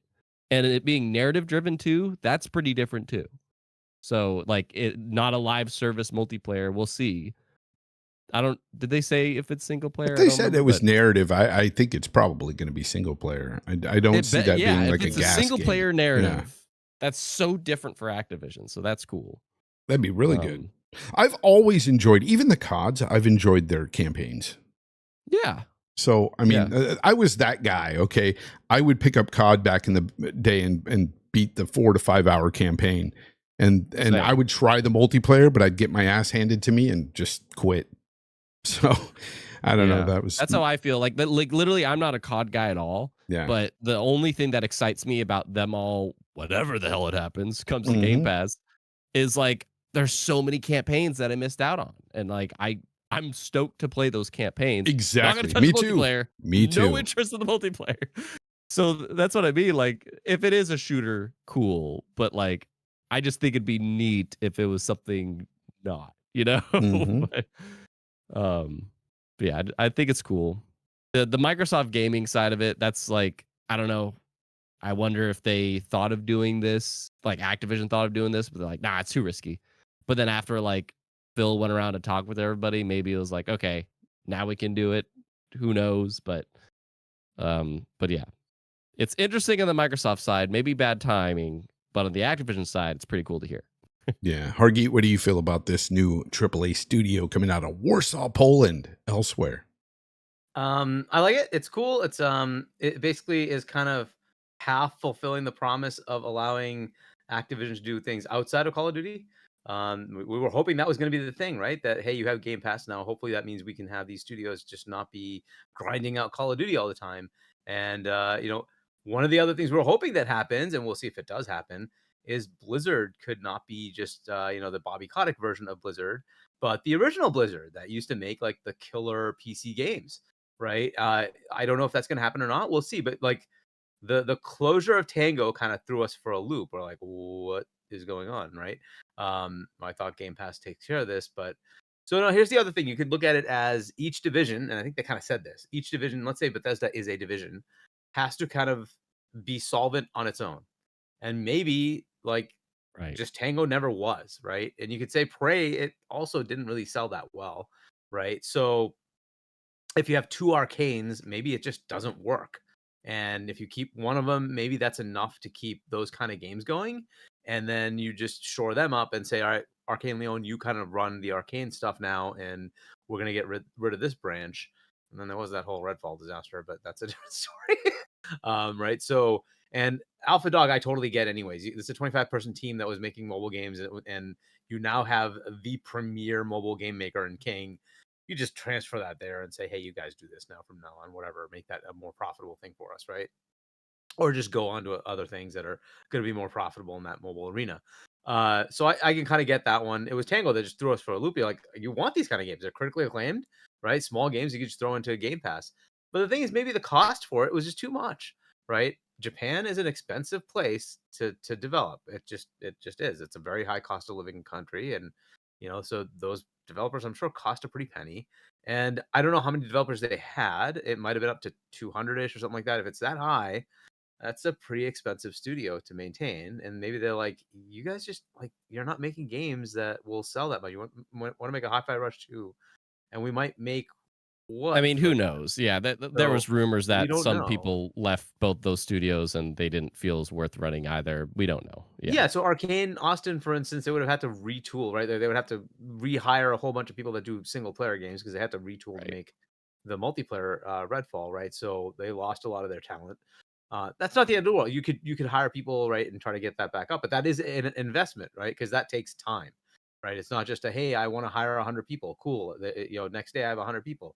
No, that'll probably take like 3 years, right? Because you have to go find 100 people. That's not easy to do, right? So you might get them over time. You might get 100 people in a year. That's possible, but that's likely going to take multiple years just because that's how it is, right? Just sheer volume of how much you can bring in. So it's just a headache, right? And you're like, is it even worth it? Why don't we just say, let's take the people we want to keep, and like, you guys stay in this building, but you're working for them, and it's just we'll close the studio, whatever it is, right? So those are kind of the things that they might have had to do to say we're going to keep Bethesda solvent. So it itself has to generate enough revenue, and they do have Fallout 76 and Elder Scrolls Online generating revenue, right? So you have those. Starfield, I'm sure, came in pretty well. You're probably going to do well with some things like Doom Eternal and whatnot. Maybe those do well enough, right? Hopefully, Indy will be a good hit for them, right? Going on and on, right? So we'll see how that goes, but I think that's what they're kind of thinking there. And Activision, well, look, it has some of the most money generating games there are, right? So, and then Xbox Game Studios, by the way, also has Minecraft, which just keeps printing money, right? So they are actually do have something there to keep them kind of solvent too. And then, I mean, Halo's still making money, folks. People still play it. Like, keep buying the battle passes, right? Yep. So you still It's get true. money coming in from that, right? So as those games keep generating revenue, it's fine. And right, as long as they keep making the money on that side, that part of it, that division is still solid, it's fine, right? And they can keep those studios churning out. So you have the smaller things like Double Fine making smaller games, and Ninja Theory making small games. Hopefully this game is profitable, right? They only spent like 50 million on it. So hopefully it's profitable. Fonz, do you got thoughts? But there's also this. I see something in the chat that somebody added you that I have thoughts on. Oh, what about? What do you say? But so I wanted to go So into why a did different they? direction. So why did they keep not Toys just keep for Toys Bob? for Bob? Yeah. Well, so Because I have Toys thoughts for on Bob, that, but they're asking you. No. I think don't Toys know. for Bob wanted I don't to know. go. Toys for Bob wanted to go. I did a whole think stream they or wanted to video go. on this. They didn't want to be there, and it's probably a really great thing that they did leave. And Yeah, and so they can just make if things they want to. if Matt is asking, like, if they started new studios, why did they just keep Toys for Bob in Activision then? Well, maybe this is to take the place, like they now don't have to run Toys for Bob. And look, Now they can do funding this, Toys for Bob. They're still funding Toys for Bob. They've signed an agreement to make their first game. They don't have to pay for all the benefits now. Exactly. So the Toys for Bob Toys for Bob to now do whatever they want. They can expand. They can stay the way they are. They can make other games, whatever they want to do. Right. So it's honestly a win-win for both. They want it. It's win-win for both companies. It is. Yeah. So I don't see that as a negative. I think that was just Toys for Bob. They just like, we're sick of this. We were told that we have to do this, and like, we still have people for Call of Duty. We're done with this. We want to do our own thing. I think that's what happened there. And so like they went off, but that's fine because the first game is still going to be an Xbox game. That's fine. But look, the thing that I want to say is, I sent you an article, Fonz, is of course, no matter what Xbox does, it has to be looked at negatively, right? So there's an article that says, but the damage has been done, and so like it doesn't matter that they're opening a AAA studio. Like, what damage? Like, have you seen the industry? Okay. Have you seen what's happening out there? If there's like, one thing I know about the gaming industry, it's that its fans are very finicky, and I know the fans will get mad at certain things, but then turn around and the next game they show that excites them, they forget about all the bad. That's exactly what happens with any of these corporations, like their fan base anyway. I fully expect the bad news, the whole Xbox being dead stuff that happened a week or two ago. Like when Showcase happens, what happened? Like that's what's gonna happen. Yeah. I like it's this constant negativity though. Like I went back and said, okay, cool. Let me see if you did the same thing when Sony shut down studios like in London and like shut down like, and then they laid off 900 people, right? I'm sure you wrote the death of PlayStation, right? Let me see. Oh, you didn't write that? Oh, of course not. Because when PlayStation does it, nobody gives a crap. But if Xbox does anything, it's the end of the world. And I'm really sick of the stupid media bias that just constantly keeps happening, right? Of all the platforms, this has not been the worst, right? We knew there was going to be some people laid off when they acquired $70 billion Activision, 17,000 employees. There was going to be efficiency layoffs. That was going to happen, right? That's not out of the realm of normalcy, right? So we knew the that problem was is that to the masses that isn't feasible though. Like all they saw is, why did you acquire people if you're going to shut people down? And Yeah, it's the optics, that's the you know. narrative for like the mainstream, you know, like for people that really think about it, look into it, sure. But for like the mainstream, all they see is they bought people just to make them leave. That's what the mainstream will see. Okay, they bought Sony bought how many studios in the last few years? Like what, 6? Including Bungie? And then laid people off? Did they not buy Insomniac and then lay people off at Insomniac? Right? Did they not just do all that? Where's the doom and gloom? Where are the articles? Oh my god, is PlayStation going to survive? They went down 30% in sales. Are they going to survive? Where are the articles? Why is it always Xbox? Xbox has hundreds of billions of dollars in the bank. You know, one of the reasons why loves Xbox, but I have many reasons why. Yeah, I will say one of the main reasons is that Xbox has yet to really prove themselves when it comes to like bringing out consistent quality games. People are more critical of them because they're not at the top yet. That's the biggest thing. It's they're consistent quality games that people don't care about, and that's really the problem, right? Because they put out games like Flight Sim is one of the highest rated games. Yeah, because you can look at Metacritic and if you add all the scores and add it up, they're neck and neck with Sony. When you look at just the scores. But when you break down each game and you compare, say, a Ghost of Tsushima to a Hi-Fi Rush, as good as Hi-Fi Rush is, most people are going to tend to want to play the Ghost of Tsushimas. That's just the problem. That has to deal with the feeling of the event. Like, I don't know if we're talking about the fact that Hellblade 2 comes out in 2 days, and the potential part of that is that like a lot of people know that. But it doesn't feel like an event the way that like PlayStation games become an event or Nintendo games become an event. How do they make and that? That's that's what they have to figure out, because I'm tired of hearing people say like they haven't made a quality game in years. That's not true. If you really look into it, that's just not true. But I will agree that very few of their games feel like a big deal. There's this hard thing that people ask all the time. People are asking it in the chat now, and it's this question of quality, because I think it's different. It's a subjective question. Every different gamer, you're going to get a different answer. But I will say this: when it comes to games, there is, of course, an objective quality to a game, whereas a reviewer can review the game and give it a decent score, give it a good score based on its own merits and everything.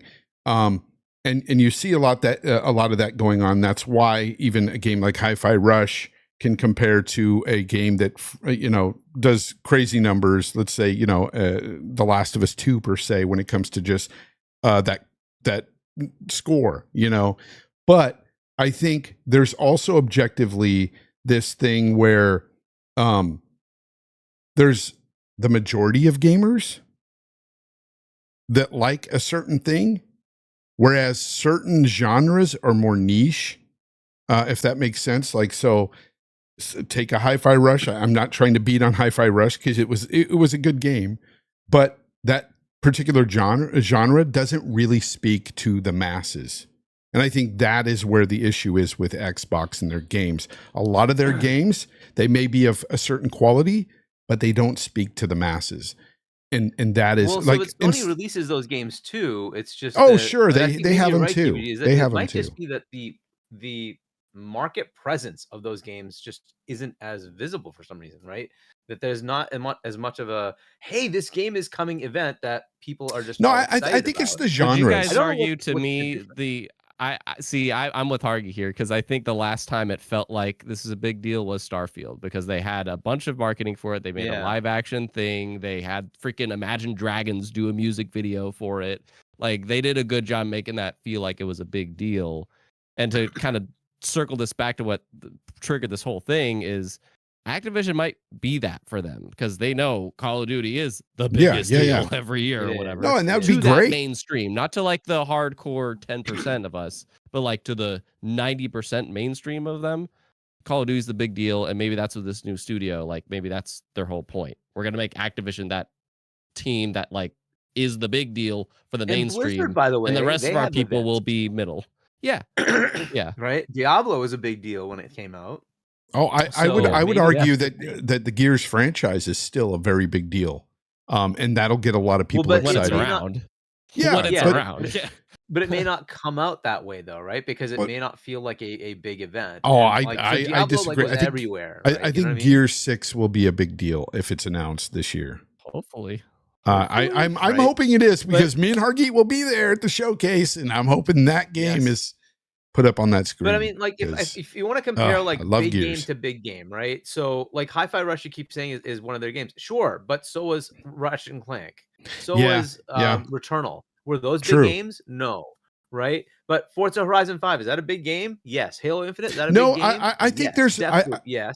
I think you just got to look at these things. I right? think So- there's bigger franchises on. They have the bigger franchises on the Sony side when it comes to those bigger games. I think they have more of those. I think, especially now so with Ghost of these are Tsushima, ones Again, that I use Spider-Man. the term Yeah, mainstream. Mainstream. Yeah, to me is the mainstream. term. Mainstream. That's a good term. this gen, they've released God of War Ragnarok, Astro's Playroom. You can't tell me that's big. Returnal. No, that's not. GT7, Horizon Forbidden West, Yeah, Ratchet and Horizon Clank, is.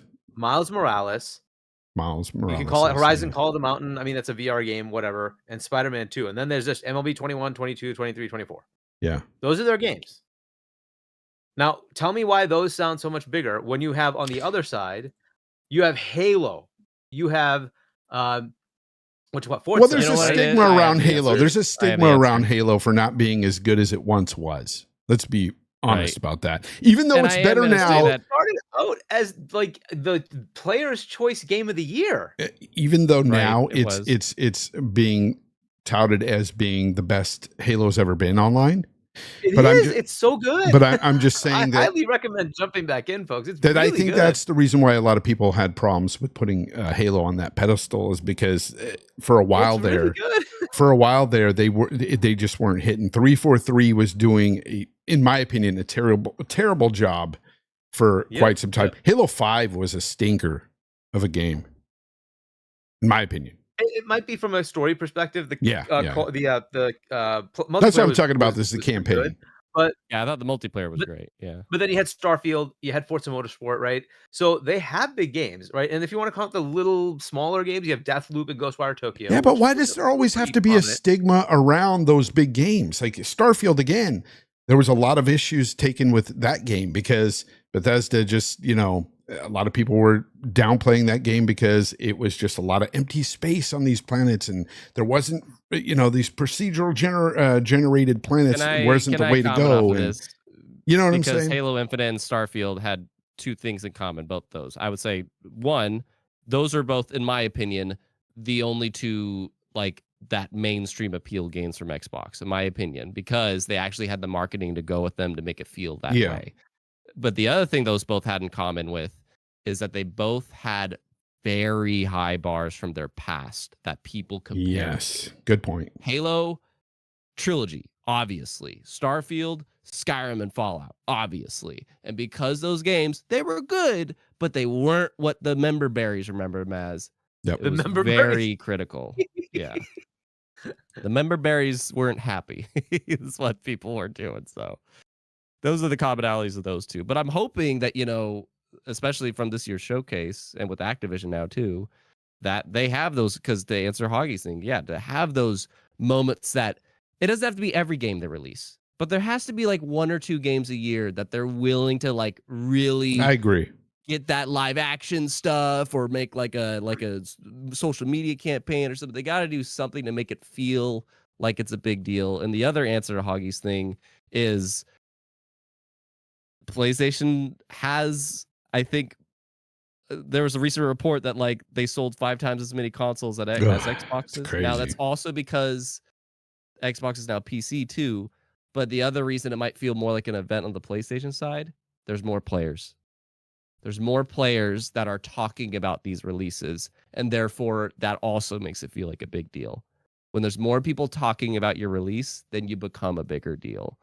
And then that's another part of it. Yeah, too. and I think Gears, there's a laundry list of reasons. even though Gears franchise has been around for quite some time, I remember playing it on the OG Xbox back in the day, and I fell in love with it then, still in love with it today. yes, I like Gears 4. I like Gears 5. I like the story. I don't have a problem with it. It's not the greatest, but it's good. It's really good to me. But I love the just the mechanics of the game, the gameplay. For me, Gears is awesome.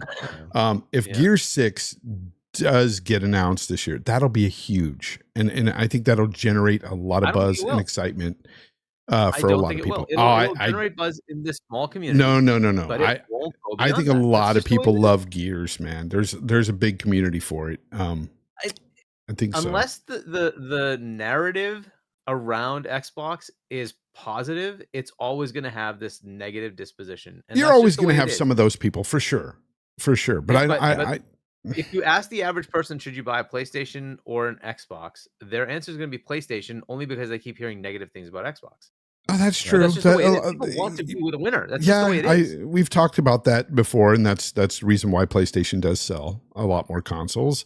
One of the main reasons, which, by the way, like that is just because of last gen. Like this is what I was also listening to on this podcast. It's like it's like this gen, when you did what Hagi was doing earlier and just like kind of line things up. Yeah. They've been pretty equal. You know, like they're both releasing games. If anything, Xbox might be releasing more. And I'll be honest, both good quality, both similar hardware of same quality. But the thing is, like Phil said, last gen did like irrefutable damage that it's so hard for us to come back from. And I think that we're really seeing that, because literally this gen, it's been super equal. Yeah, and this gen, you've seen come back from that. You've seen also a lot of remakes and remasters from the PlayStation side, and even the games that they did come out with the sequels. For me, this is just my opinion, they weren't as good as their originals. They just weren't. Mm-hmm. Ragnarok was a good game, solid game, but it wasn't great. It had its issues, and I was bored in about the first 10 hours of that game. Horizon games just completely bore the shit out of me. I can't even deal. I'm not buying another one of those. I tried to, it wasn't that good. So I'm not going to do that again. But they haven't hit like they've hit in the past. And I think that a lot of people would agree with that based on just looking at user review scores and stuff too. They're not as, like, God of War 2018 was phenomenal. Ragnarok was just, it was okay. It was okay. Michael Angel is Ezekiel Ortiz. Man, that's a mouthful. $4.99 super chat says, Halo is life. You guys rock. You rock. Thank you for being here. I appreciate you. I'm going to get through some of these. JD Gamer with the 20. Holy crap. Thank you very much, JD. He says Xbox has to capture the zeitgeist, i.e. the hearts and minds of not just the gamers, but journalists and casuals alike. Now, to do that, they need to market their asses off, he says. So I say COD and Game Pass, then marketing rights for GTA 6 and FIFA. Oh man, that's expensive. That's expensive. GTA 6 and FIFA? Wow. That'd be but so they already have the partnership with EA anyway, right? So maybe they can pull that off. I don't see that being that big a deal. It's they have the EA Play and Game Pass anyway. It might be something they can put together there. GTA 6 is a huge one, right? And maybe we can get into that topic at some point. But like COD and GTA are the things that are going to change the generation, right? Because that's where people are going to come over to the new gen, right, from the old gen, because they have no choice. And people will come over for these two games, right? So you're starting to see it there. I think some of the is FIFA, no, the college football thing, right? Is that what just came out? The college football is one that was announced, I believe. Yeah, so I think that's a next gen only. NCAA. So that's going to start driving sales. Right, so I think this is kind of one of those things. So if Xbox positions themselves correctly and it says, "Hey, COD, that's coming out this October is next gen only, and here are the bundles. You can get in the Game Pass or you can buy it, whatever you like. But we're the home of COD, right? And if they do it correctly and say, hey, you can play all the old CODs too, all those 360 ones you like so much, they're here. You can play them, and then you can play the new ones. And day and date in Game Pass, you'll get the new one. If you want to go to the old ones, they're all there as well. But if you want to buy them, fine, you can buy them as well. Though 360 is going to be interesting because they're taking away the store soon, right? Yep. So we'll see what they do with that, and maybe Game Pass will be the mechanism to say, hey, those 360 gen CODs, they're still in Game Pass. You can still play them. They're first party, so you have them.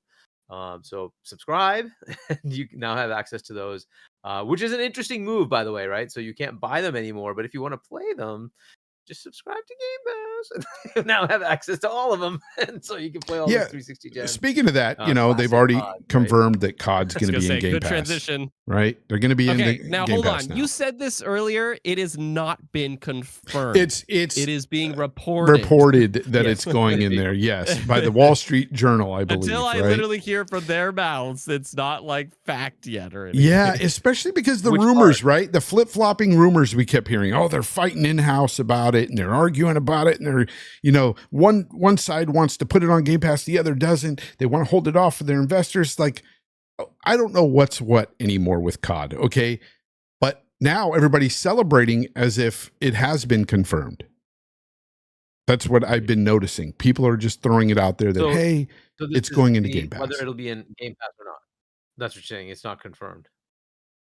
It's just being reported right now by Tom Warren, who's pretty well. He's been pretty good. Which part, Tom though, Warren's right? an insider that I do credit, but The it's not. Washington They Post haven't said reported it yet. The Washington Post reported that COD is going into Game Pass, right?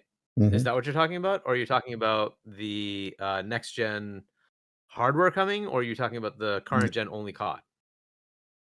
We're talking about whatever the next COD game, at least from what I know, is on Bloomberg, not Washington Post. That Tom Warren was Washington saying he Post. was. Oh, was it's hearing, Washington Post. Not, Okay, well, we're all citing different Washington media Post outlets. and The Verge. We're both saying like, okay, it's gonna be on. It's gonna be on from what we hear, but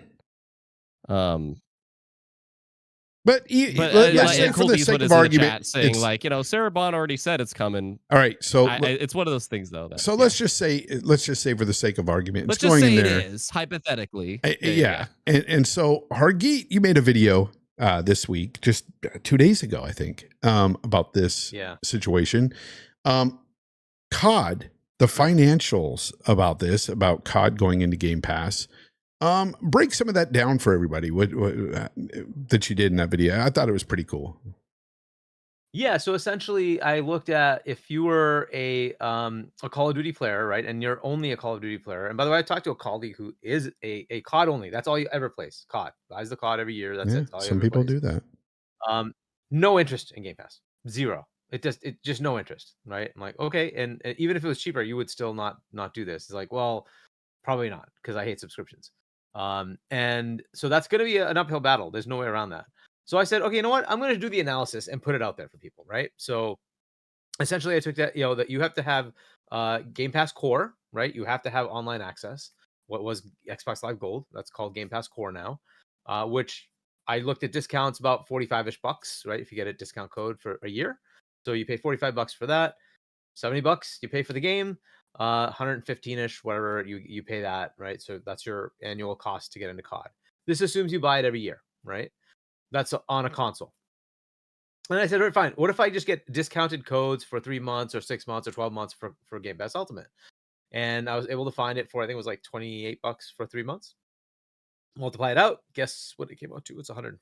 It was actually $111. So it was technically cheaper to just get Game Pass Ultimate.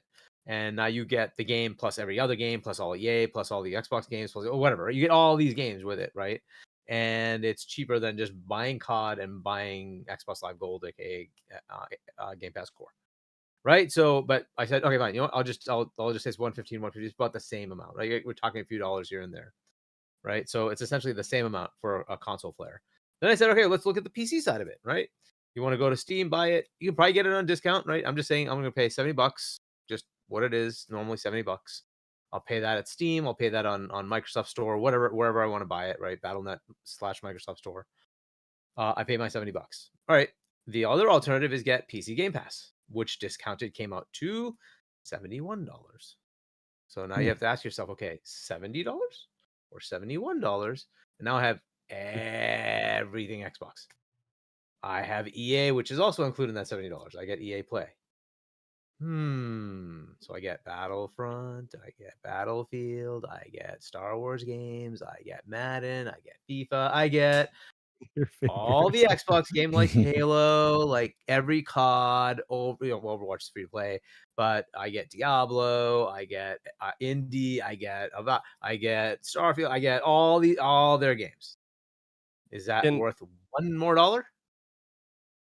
You I have to want figure to that out. point. Now the thing is like you could say I only buy COD every other year. Fair enough. Then for you, it's better to just buy the COD, right? And if you absolutely hate subscriptions Here, because you don't want all these games for free, okay, that's good for you. That's fine. Go buy the $70 game. Fine. Right. But it just seems like you're way better off just buying option. But anyway, The, Fonz, were you gonna say something? Because I had something too. I was just gonna say real quick that it's kind of a win-win situation. Them putting it in Game Pass, because honestly, the more I think about it, the more I think, look, if you've got people within Game Pass that are normally COD fans and normally would pay the $70 and buy the game, those people, of course, they get the game essentially for the $17 a month or whatever they spend. They probably, I would assume, just like with free-to-play games, they'd probably be more inclined to spend on microtransactions and the season pass and things like that. Because, again, it's one of those things where if you have a game that's a games as a service game within a subscription service, and you get addicted to that game, and you're playing that game with your buddies, and then they buy the season pass because the season pass isn't included, you're more apt to buy that season pass too. So I could see that happening. But also on the other side too, for those that don't want to get into Game Pass, they're still going to buy the game anyway. They're going to play it anyway. They're going to buy the game. So it doesn't really matter if it's in Game Pass. But for those that say, Game Pass is enticing me not only with that COD, but because of all that other stuff Hargeet is talking about, I could only see a bit of growth there within Game Pass if that was the case. So it's a win-win. I don't see a problem with them putting the game in there, because ultimately they make way more money off the microtransactions and season passes than they do on that day one sale of that game, period. So that's the way I see it. Yeah, and I'm pretty much in agreement with that. There's a good note that Ninja Squirrel brought up that is true. Like, there's this graph that people were bringing up. Xbox is 8% of the COD market. That's not that much in the grand scheme of things. And yeah, there's this chart that people were bringing up that it's true. Like of all the COD players out there, I don't know if this was 2022, 2023, whatever, 8% are on Xbox consoles. but That's the insane. majority are on PC. Molecule. What is the but? What? Yeah, let me hear. The majority are on PC. And remember that Right. PC Game And Pass that is true. That's a big deal. Yeah. There's a lot of them that are on PlayStation, but yes, you're right. Like what is the percentage on PlayStation? Do we have that? I don't remember it. I want to say it was like 30. I don't know. I think that's quite a bit. Right. That's quite a bit I think more. it's right about that. I think it's like 40 something or 30. Wow. Like just a bit higher than that on PC. But Hoggy's right. I think the majority was PC, which is why, like, if it comes to PC Game Pass, I don't know. That's the thing. And the interesting thing is it would not be Steam, right? So people who want to buy it on Steam would still be buying it on Steam, because and people who love Steam, they will just buy it on Steam. So that will continue as is. It's people who want to go into the Game Pass because it's going to be Microsoft Store or Battle.net. It's not going to be Steam, right? And a lot of people there's an interesting idea with that too, because yeah, PC Game Pass doesn't let you play something through Steam. You have to use like the whole Xbox app or Microsoft Store or whatever to do that. So in this sense, they would kind of have a great option potentially for people. If you want to play it on a console, go ahead, buy it for PlayStation or buy it on Xbox. That's fine. But there's only 8% of you that are doing that, so you're probably going to buy it on the PlayStation. And if you want to play it on PC, go ahead, buy it on Steam. But both options, if you feel like it, we have Xbox Game Pass and we have PC Game Pass. But otherwise, go ahead and buy it on Steam or PlayStation. But so it's like Fonz said, maybe that will be a neat little funnel to be like, oh, well, I don't want to buy it on my console. Or I don't want to buy it on PC. Not everybody's going to do that, but some might, the cool thing is with Microsoft Store, if you buy it, it's cross-buy, right? So if you buy it on Xbox, you have it on PC's store, right? So the Microsoft Store. And if you get it in Game Pass Ultimate, right? If you have it in Game Pass Ultimate, you have it on both as well. So that's just one of those benefits you get. Well, It's and then you got to think about the cross-platform. other benefit too, is from Microsoft's vantage point, is that they're going to still collect money off of PlayStation users buying the game as well. There's that part too. So, again, with the microtransactions and stuff, Nintendo. yeah, We're adding Nintendo will be there as well. And Yeah. and I see Risk for the Biscuit saying they'll be looking at the shifts of console sales and Game Pass subs. I disagree on the consoles because they're going to be looking at the software here because they know that this, like, they'll be interested to see if this ups the needle for consoles. But I think Microsoft looking at Xbox is realizing now it's like, look, we're a software company, guys. We make the money through the software sales. That's just how it works. This has a potential to push the consoles, though. It does. It does. But is that going to be how they define its success? I personally No, I don't think so. They will never. I don't think they're ever going to be in the business of trying to sell the most consoles. I think that ship has sailed. Yeah. Phil has pretty much said that a year or two ago in that video that he talked about how they're not going to sell more consoles than PlayStation and stuff. They know that. But at the end of the day, will they make a lot of money off of COD? Hell yes. They're going to make a ton of money off of COD. By the way, let me get through some of these super chats before they go. JD Gamer with the 2, thank you very much. He said, by the way, pathetic port begging ponies still got no games. Okay. JD Gamer again with the 2 says, watch Xbox console sales skyrocket later this year. That'd be nice. It'd be cool. It already has, by the way. I don't know if you guys saw that, but it's already gone up a lot, like over 100% on Amazon. Oh, that's good. So has Game Pass. Game Pass has gone up. Again, like, I've said it many times with Sony. Announced.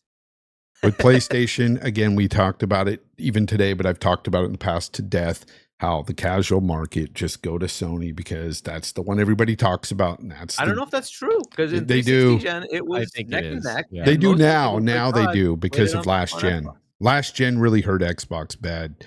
Yeah, JD Gamer really market, yes. Yeah, JD Gamer with the 5 says Fonz, they bought ABK marketing rights.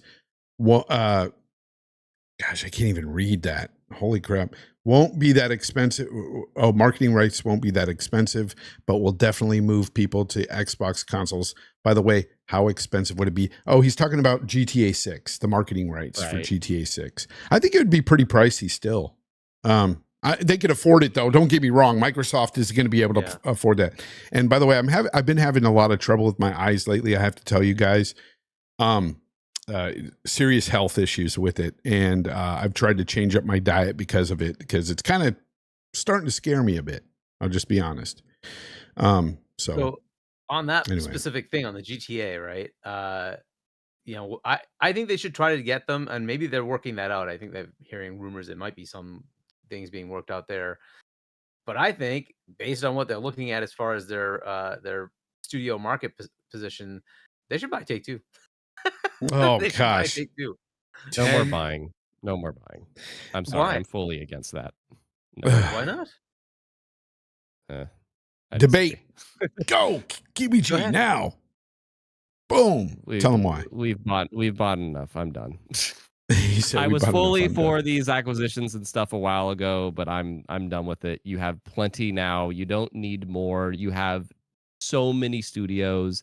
If you have the resources to buy someone, then why not just polish the 30 studios that you have? What's the point of keep on growing and growing when literally your studio head just said we're like spread so thin on freaking bread? Why would you keep spreading it even more and more thin? I don't agree with it. And that's all. That's my opinion. But yeah, the thing to look at is the market, right? And say what are the games that generate revenue? And the games that generate revenue are Minecraft, which Xbox owns, Call of Duty, which Xbox owns. Jeez. What was that? All the King games, like right? World of Warcraft. And then you have like Elder Scrolls Online and Fallout 76. You also have Halo generating revenue, right? But and maybe to some level Sea of Thieves. But the bigger games out there, NBA, 2K, right? And then GTA. You have Fortnite, which is the top on everything.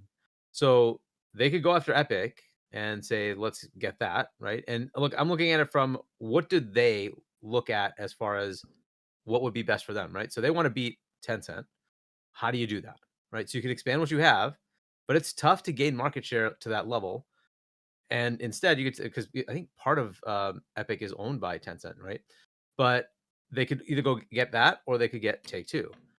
And I think Take-Two is the right one because it gives you several other things. It gives you the WWE, it gives you NBA 2K, it gives you GTA, right? Plus many other things, but those don't necessarily matter. But it gives you these revenue generators, and GTA 6 is coming, right? If you do an acquisition in the next half a year or so, you can bake in the marketing and say, hey, our breakup fee is the marketing.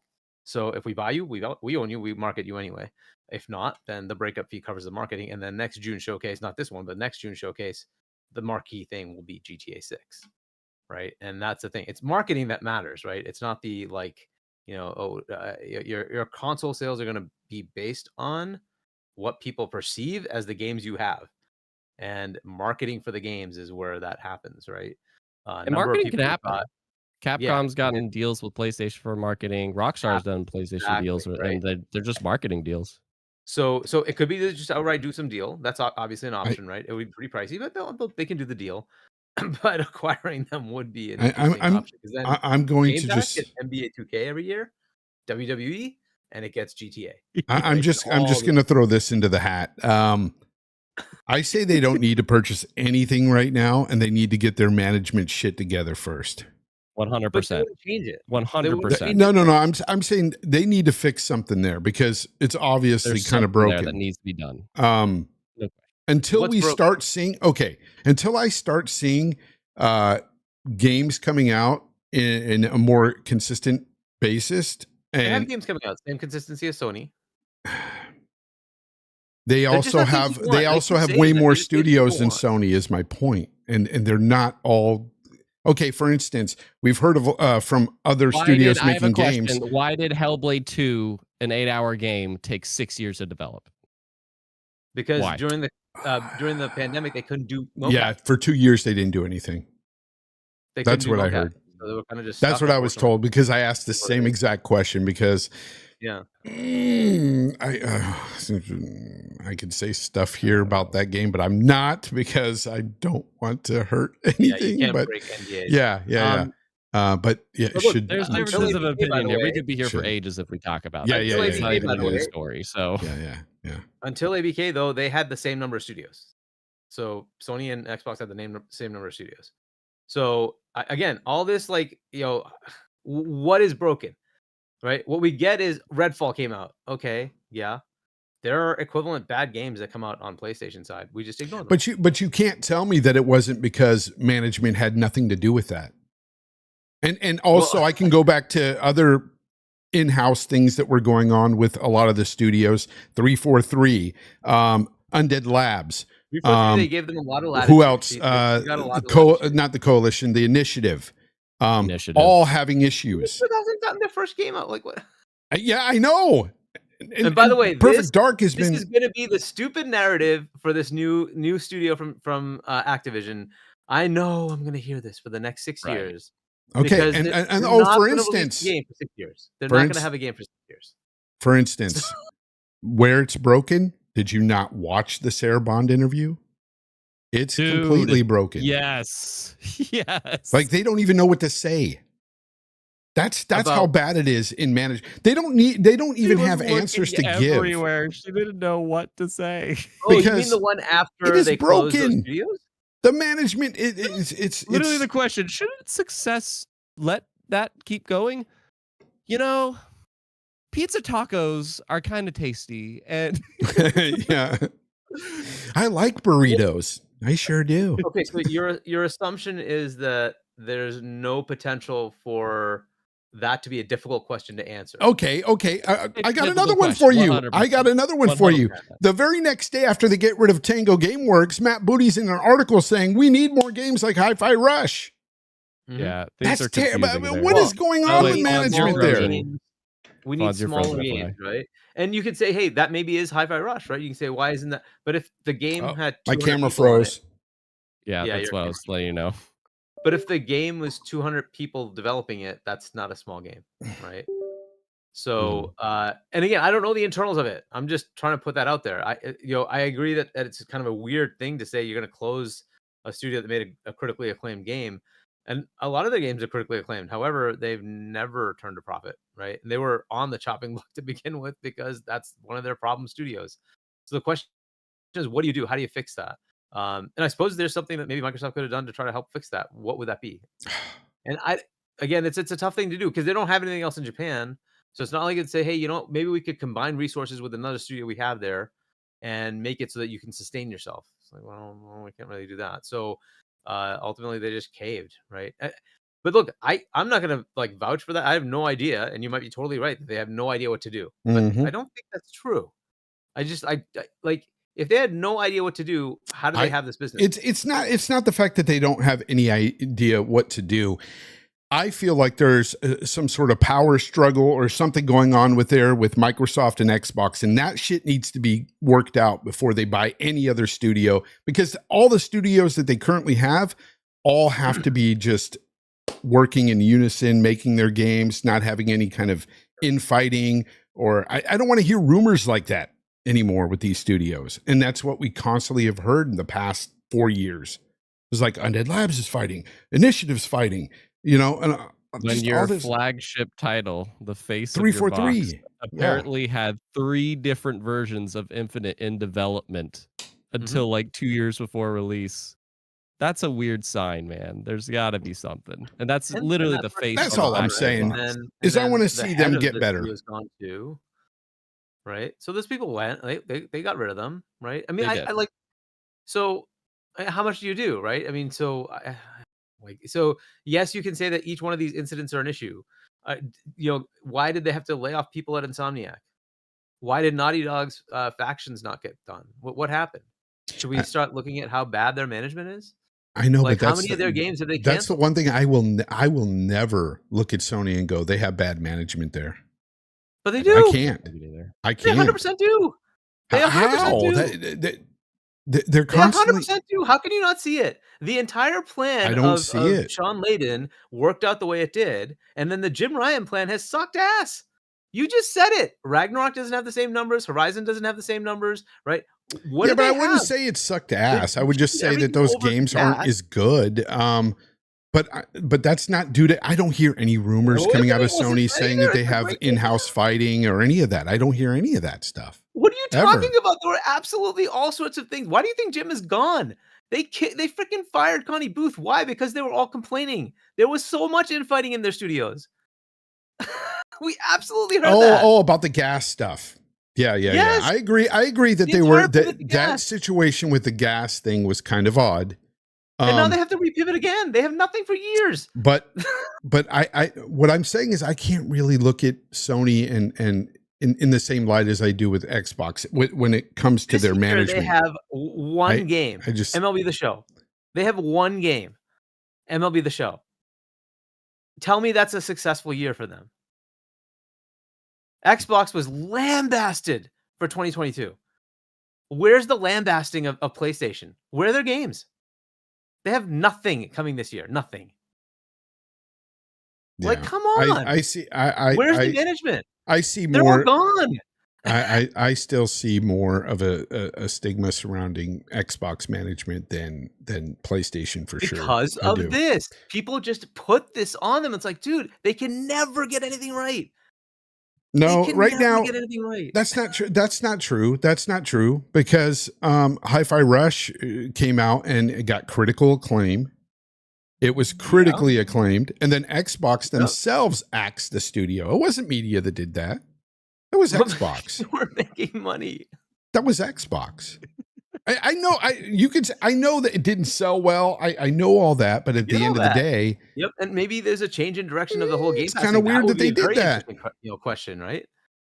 But like, I don't know, man. Like, there's almost never a critical look at anybody else. Like, Embracer has destroyed half their studios. I think until look, you're right in the fact that yes, some rumors come out about Sony or about Nintendo even sometimes, but not to the degree of Xbox. And you have to understand, you have a whole generation that really pissed off a lot of gamers and a lot of journalists and everything when it came to Xbox. That's why they have such a bad stigma around them.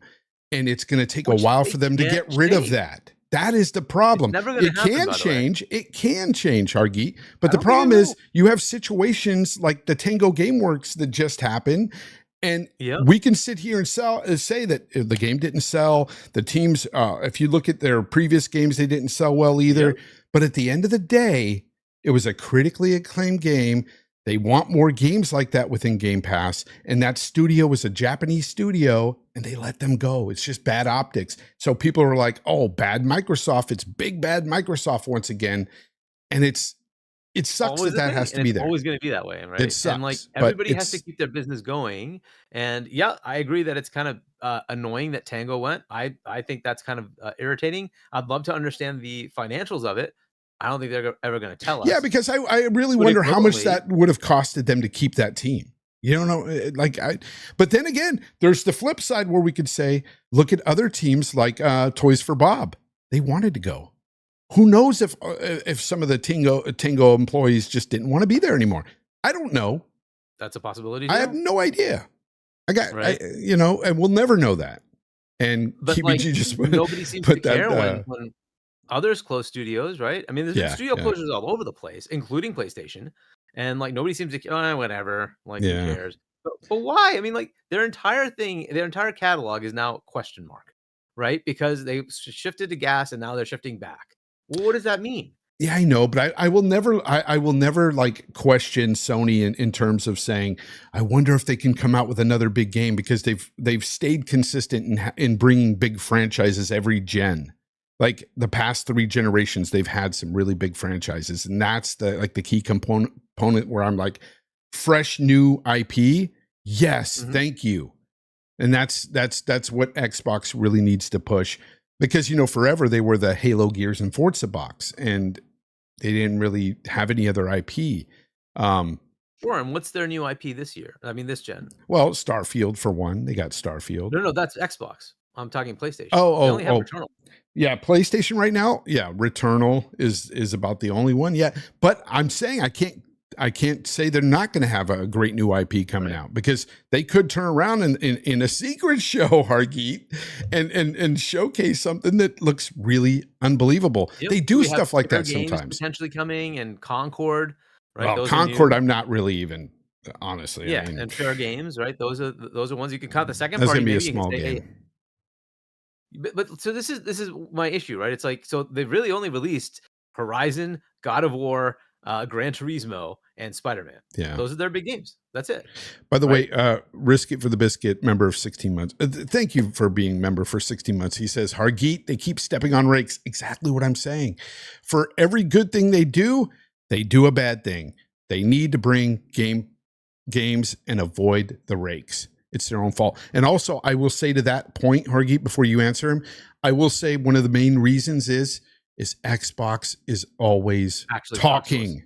They're always talking. Their executives are always putting stuff out there that I think that they need to stop. They need to stop. No more executives talking. No more of it. We're done. Like, just don't talk anymore. But they need to be more transparent. They need to address these things. No. See what I mean? Oh, Victor Alistine with the 5 says, Fonz, you're saying this because Xbox is too transparent. See, he says right here, no one was saying ABK or SE had a bad management because they don't talk to the fans. Well, therein lies a big problem with journalists, right? If you have executives that are constantly putting their foot in their mouths, maybe those executives shouldn't put their foot in their mouths anymore. Just stop. Zip it. You're going to have to at some point. You also don't create enthusiasm, but I guess you do it with the games like Sony does. You show the games. How do they make that happen? That's the magic, right? How do they make that happen? You just have to produce the games, man. Honestly, they have some new IP that can come out. I mean, I would say it's new. Perfect Dark is a new one that they're going to have. I want to second what Hargeet's saying, because they do the games, but just let that. Just do that. That's it. Yeah. Don't do any news stories. Don't talk literally, because that's the rakes. It's whatever anything like tight lip, whoever the people are letting out things. Oh, this studio or I'm this insider. Like find those people, shut them up, never talk to anybody, just let the developer directed showcases happen. Nobody will talk unless they're making shit up, which they are still gonna do. But literally just the showcase, people will be happy. They'll be like, oh man, look at all these games and stuff. That's all. But if they open their mouths or let anything leak out, that's the rake. That's literally the rake. It's never anything else. And I don't know if that's Redfall. can ever be Redfall was taken it. out, right? So there's always going to be leaks, and that happens on everybody's side, right? Everybody gets leaks, but I don't know. I don't know how that's going to get taken out, but I Yeah, agree that's with you. gonna be It's kind of hard. annoying because you never know if the leak is true or not, right? And Right. sometimes the leak is like really devastating. You're like, what? And you know, then it turns out to be total bullshit, and you're like, oh, come on, right? So Yeah, that but happens. that's one thing we never see on the Sony side is the fact that like we Bullshit. we I don't see it all the time. no I see it all the we time. don't They step see on brakes all the we time. don't see the executives talking about They this do every stuff. now and We then, don't and when see they it. talk, it's pretty bad. Yeah, but then again, shut up. Just shut up. That's all you got to do. Be quiet. I mean, do Don't you talk. remember this? JD Gamer, thank you for the 5. Yeah, exactly. Jim Ryan, man, I'll miss There Jim. you go. I honestly, like that guy. The Herman Holst and the other guy just don't do it for me. Jim was the face of Sony for me. God, it was fun to make fun and make fun with or about Jim. Is great. I don't know if I need to put it this way or the other way. I don't know if it's this way, whatever. You had it but right before. we believe in generations. Then there's this beauty. How to hold the controller. Yeah, anyways.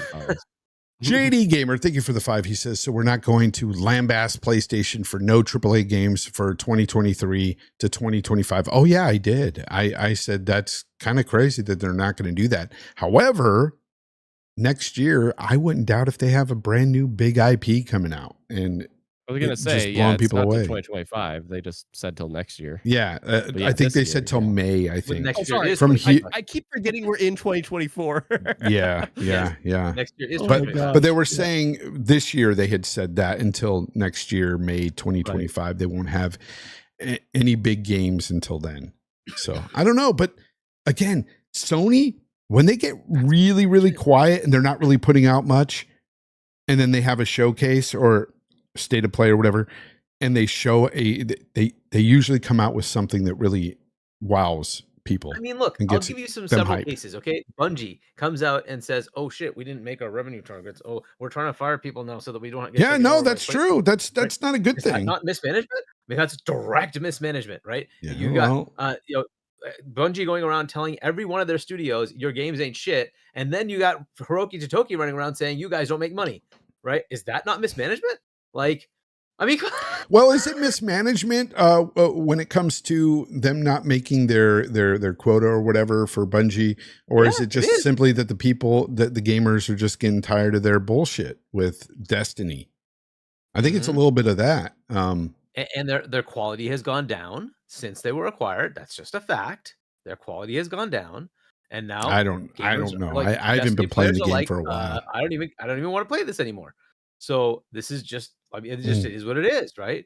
Like I'm going by what Destiny players are telling us, right? They're saying that the quality has gone down, and they're not as interested, and they're hoping that this last DLC will do something. But COD players say we'll the see. same thing. Quality's gone down, but they still buy the game. Like these types of games, their fan But in base, the their case of core Destiny, fan they base do didn't. the same thing. Yeah. In the case of Destiny, they didn't, right? That's why they were down 50%. Yeah. Right, their revenue was down. That's 50%. a lot. That's a lot. So, like, you just have to take that. It is what it is, and you'd have to call that mismanagement. If you listen to the developers who were let go, they're like, "Yeah, it's them. We were telling them don't do this. It's the managers. They were just Yeah, being stupid." you heard it here. Hargeet says that Sony killed Bungie. So, well, I mean, there's a lot of that going around. People saying that Sony killed Bungie. I know. I've said it before. But Just and to be fair, consider that they did take some of their talent and say, "We want you to help Naughty Dog. We want you to help all these other studios."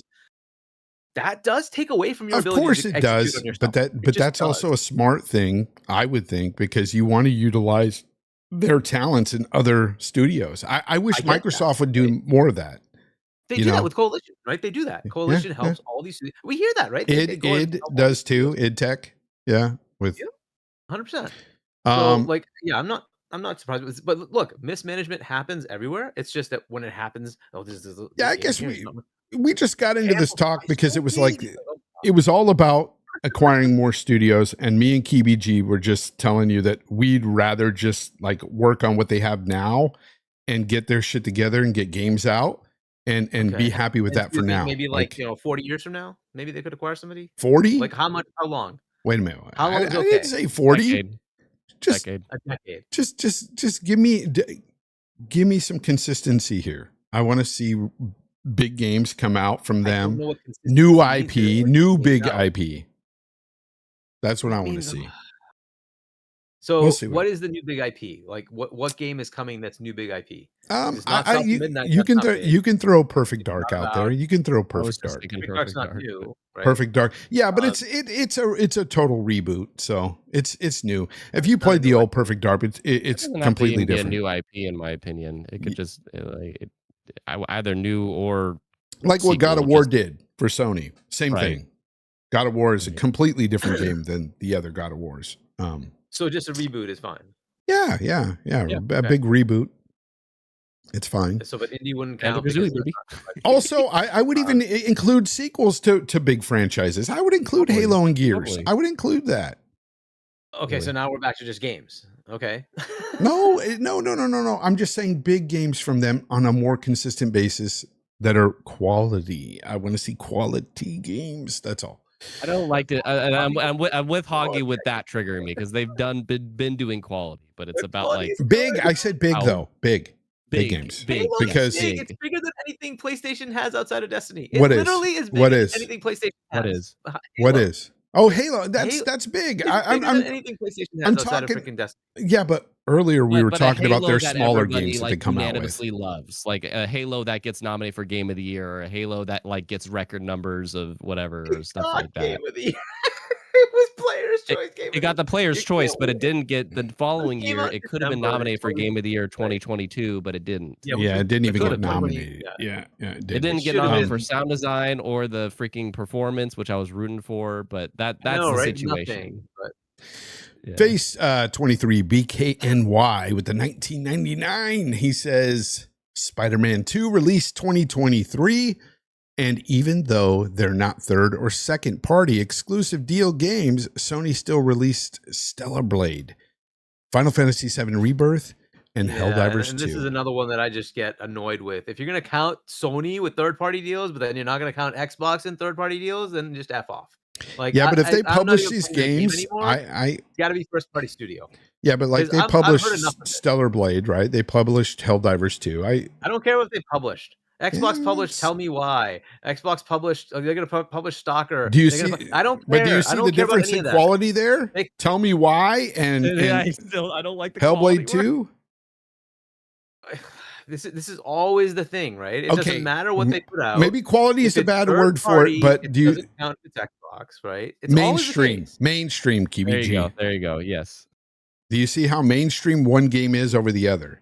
Like that's the problem. Like Stellar Blade is mainstream? it's way more mainstream than Hell no. What are you Then talking tell about? me If it only sold why. 1 million copies. Are you talking to me like what do you No, if it sells 30 million copies, 10 million copies, then talk to me it's mainstream. It's not mainstream. I don't think you have Give me to a sell break. 10 million copies to be Yes, you do. mainstream. Yeah, mainstream No. is everybody plays. Hogwarts Legacy is mainstream. Like this isn't mainstream. Give me a break. 1 million, 2 million copies. That's Then joke. most games Returnal wouldn't be 2 under 1 mainstream million. in your opinion then. Most on. wouldn't because most don't Correct. sell 10 Yeah. million. Most games would not be they're mainstream not. then. Mainstream. If I talk to any gamer and say, "Do you know this game?" That's mainstream. I think a lot Stellar of Blade's not gamers know mainstream. Stellar Blade, even Stellar if they Blade's haven't main bought thing it. Is it the freaking woman with no clothes on? That's its Yeah, main well, attraction. Like literally. And people know it Like, from come that alone. We don't even And know what the that's it. It's sales the are whole with Stellar controversy Blade, to of be that. honest. We don't know. I It's would not be interested mainstream. to know. I'd say Helldivers is more mainstream. Helldivers has a lot of players. That's more mainstream. I would not count Stellar Blade. Give me a break. Rise of the Ronin, is that mainstream? Come on. Wolong sold more than Rise of the Ronin. Is that more mainstream? Come on. I kidding will me? go out on a limb to say I think Stellar Blade's going to sell a lot more than Wolong. Okay, maybe. A lot more. I don't know. Just because of all the controversy, everything surrounding it is way more mainstream. I Controversy don't doesn't know. mean it's going to sell. I don't know. Controversy doesn't mean it's No, gonna sell. but the mainstream controversy, hear by the way, about it. negative They because see people are it. pissed. It was it got censored. I don't buy every mainstream stream game. I don't. And I know you So, don't. yeah, So it doesn't matter if you buy it or not. If you know of the game, it's I out tend there. to buy a lot of them. I tend to play a lot of them, right? I play a lot of games. I Yeah. tend to play a lot of the mainstream games. But no, I don't consider that mainstream. Like I play so many niche games. I just figure that's a niche game. You know what's funny? People always talk about Baldur's Gate 3, and the one thing I always hear about is the sex in it. And I had 0 of that in my playthrough. 0. And people can't believe it. I'm like, well, I don't know. Look up my thing. Maybe there's a achievement for it. A bear? I've never done any of that in the game. There was opportunities, but I just declined. I just played the game. I didn't care to do all that stuff. So like Lords of the Fallen, do you consider that mainstream? How about Remnant? No. I don't. And you're probably right about Stellar Blade. Maybe I overspoke about that one because that's more like a Souls type title. You know, I think it's more so the comparison that was the point. Yeah, like, it's more the comparison. Stellar Blade versus As Dusk Falls, or Rise of the Ronin versus Tell Me Why. That's what I was trying to get at. I think that's the point of like the scale of those games. Scale. That's what. Yes, the scale. Xbox did publish that too. But I did like As Dusk Falls. What I'm saying. Those are literally like second party deals that I was just listing. Right. So you have PUBG. You have like they had Roblox on there forever. As an exclusive. Did that matter? No, I don't know. It was very well played, but you guys don't care. But it's massive. It's massive game. But does it matter to you? Maybe not. Yeah. So yeah, but I would say that's way more mainstream than Stellar Blade. Roblox. Oh my goodness. Roblox is it's huge. It is way more mainstream. I'm not sure, but why is that a comparison when those weren't first party deals? This is what I mean, right? So it's not first party, no, but it's exclusive. It was exclusive for years. The reason I'm just curious because that came up when I brought up As Dusk Falls and Tell Me Why when those were first party. Because these are the things that Xbox goes and does for us, right? And then we say we don't care, right? So if you want to count big games, PUBG and Roblox are massive games, right? Those were exclusive to Xbox. I know, those were deals they made. But here's the thing, though. Those don't count, though. Those don't count. Well, right? It's like because I don't care. I don't care. They were also 6 years ago, and I'm saying they're not moving. They're not moving units now. They're not pushing console sales now. Is my fair point. enough? But it's still something that you tell me Final Fantasy is pushing console sales. No, they went down 30%. No, I'm telling you right now, it's not. It's not, and we see that by the sales of Rebirth. It's not that they're really poor sales because again, they don't have the 100+ million consoles from the PS4 to deal with, but you know. But this is the reason why I bring these up. Like it's the perception, right? So the assumption is that Microsoft should never buy anything until, like you're saying, a decade. I think that's improbable. I'm not going to say a decade personally, but just for a while. Just give me some games right now. Like just produce with what the studios you have now. Let me see what's coming out, because a lot of these games that we did get from Microsoft was pre-ABK, pre-Bethesda. To be honest, like that's how it's been. So I want to see what they can do now with ABK. I want to see what they give us now before we start. Yeah, I'm just looking at market. That's pretty much how I feel. It's not even about like the management was a conversation, but it's more so it's like, cool, can we take a moment to see what happens here before we get to more? No, like ABK will probably start giving you stuff that's kind of Xboxy in 5 to 7 years. That's probably realistic. I'm just saying. Then let's see that. Risk it for the biscuit with the $2.99 Australian. It's like $300 over there. He says, Hargeet, what's released for us this year? This year you got exclusives wise because we're not the back half. The back half of the year's nuts, right? Yeah. It's what first party? What first party he wants to know? So in 2 days you're getting Hellblade 2, and then you're supposed to be getting Flight Sim 2024, but that's again the second party, so we don't count that. And then you're going to get Avowed, and you're going to get Indiana Jones. You get Modern Warfare or Black Ops 6, whatever it's going to be called, right? Gulf War. And then there's others supposedly coming, but I mean the list is kind of large. But I'm just going to say those are the games that you're getting for now. There's like second party deals like Aura. There's Age of Mythology. There's Flight Flight Sim. Sim. There's Yeah. Towerborn. There's potential for Contraband, right? And then there's potential for some of the other Xbox first-party studios to deliver something as well. But again, those are your 4 that you're getting this year. So But I Yeah, wish they know, spread that out, man. I wish they, because I I know that agree. super chat was to be like, oh, but we haven't got anything this year. It's like, well, why couldn't they just spread this out to make it so we constantly get some in every 2 or 3 months? But they I agree. And it was supposed bulked to be the back half of Stalker, this year. Why did they do that? It was supposed to be Stalker in the first quarter, but Stalker moved. Unfortunately, they moved to September. And that would never count because Stalker is not owned Yeah, I by. was about to say, yeah. well, it So- counts if so they it- published it, this is the right? problem. So it No, counts. That's just an The exclusive. problem is other people don't. No, They don't it's just count. okay. And that's my okay. problem. Yeah. So, like, Well, I'm okay counting those games if you want to count the ones on Xbox, right? If everything that Xbox puts out as well, well, you're always exclusive going to to get the opposite then I'm gonna side count, saying right? the opposite. But then You're I'm always gonna going to argue. You're always going to do that. exactly. It's- So then I'm like, you know what? The least is you can at least say first party studios on both sides, right? And that way I can just fight it. And first party to first party, what did you put out, right? Because the third party thing, some people will count, some people won't. And I'm like, look, I just want consistency. So I can give you first party to first party. Here's what you put out. Yeah, there's just several factors for this generation, just that where I feel like it's taken kind of a nosedive when it comes to these games and stuff. And of course, the elephant in the room, the 2 years of COVID, that sucked. But also the fact that the $70 game thing hit, that doesn't help things either for the gamer because as you can see, game sales are down. And I think that's a large contributing factor is that extra $10 per game. People just aren't buying as many games They anymore. aren't. That's true. They're just not. It's hitting the sales. And It is hitting sales. I And on the hate to Xbox say side, this, you have the Game Pass option, right? So that's good. But or maybe I love to Still say sucks. this, but I was right. Going to $70 was a dumb idea. I Yeah, was it telling didn't work people out. it was greed. It was stupid. Like there's other ways of getting money, which you can see what they're doing now with the, whole 3 days early business practice, pay more for, whatever deal they're trying to get you. They get people to do that. But for us, just that want the base game, $70 is a tall ask for most of these games, especially when they're coming out buggy or broken or like games just are coming out like $40, $50 now, right? They're like, hey, yeah, we there's some recognize it's a games that smaller do, game. and those are pretty selling. good Those are thing. doing all right. Yeah. Yeah, So- I mean, whatever. So yeah, as far as like my thought on the thing with Take-Two, I guess you guys are adamantly against it. I think that's the next thing they should look at, just because of a revenue perspective and profit perspective. And if Yeah. they want the big games, it's hard to argue that Take-Two doesn't have some pretty big games.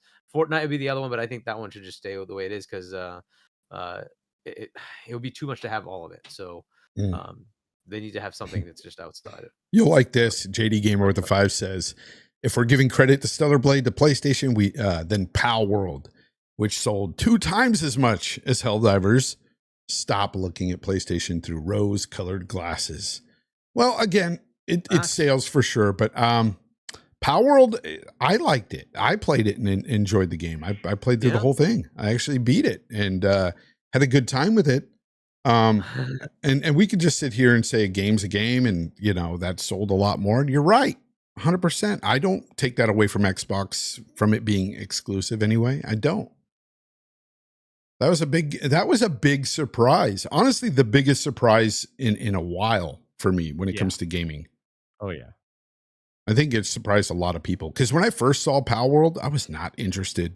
I saw that game and I was like, who wants to play Pokemon with guns? That's so stupid. Yeah, I was about to say, did you hear what you just said? Don't forget, Pokemon's up there with like Call of Duty. As and I don't like, but I don't like Pokemon. So for me, it was a big thing. Yeah. And then it got me into a genre I didn't know I even liked, survival. I actually liked the whole base building and all that stuff. Enshrouded, was that the other one? Yeah, Enshrouded. I played a lot of Enshrouded. I didn't beat it, but I played a lot of Enshrouded. That was a great one. Yep. Another one, yeah. But yeah, it was Pal World opened up my eyes to a whole new genre. So I was happy with Pal World. Good old I'm Game not gonna, Pass, right? Yeah, that's exactly where these smaller games shine within Game Pass. I say smaller. That game sold like gangbusters, but initially you look at it as just a small rinky-dink game. You start playing it and you're like, holy crap, I'm addicted. This is awesome. And you beat the game, and it's just, it was a great experience. But those games in between bigger games and stuff, I mean, that's what Game Pass to me is about anyway. That's what I like it for. If it wasn't for my son plays more Game Pass than I do because he plays all those smaller games. So we share our account. So he gets to reap way more benefits out of Game Pass than I do. So, you know, he likes all those smaller games. He's somebody that'll sit there and play Roblox with his friends. And I'm like, why? Because it's fun, you know? He doesn't care about graphics. Doesn't care about AAA games either. He doesn't ever play them. Yeah. Yeah, we get into arguments sometimes about them. But what is a AAA game? No. He just it's about the game itself. Like I can't believe you like that better than these games because they don't do anything innovative. And yeah, you're right, they don't. But it's fun to me. Indies do a lot more fun things. They do. And you said doo-doo, by the way. I like that. Yes, doo-doo. Yeah. So I don't know. That's all the topics I had, guys. It's been a fun ride today. Man, we spent. So we're not going to talk about the impending Sony. What is it? What was the thing they're going to do? The what impending? What? Oh, you didn't know that there's a thing coming tomorrow. There's a the strategy meeting. That they're going to reveal the new strategy beyond the boundaries. Really? There's something coming up? I did not hear about this. Tell us. I'm new.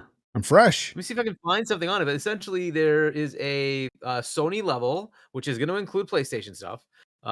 New presentation on the Sony strategy, which is going to be changing. So, and the only thing you see is beyond the boundaries. So that's coming up tomorrow. I believe it's tomorrow.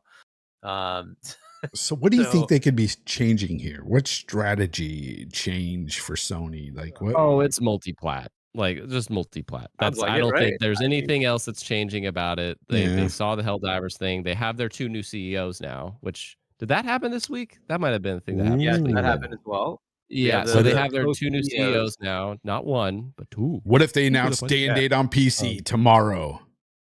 Yeah, they probably will. I just threw an that might be part of the strategy. I don't see how they wouldn't consider that. Day and date on PC. Yeah.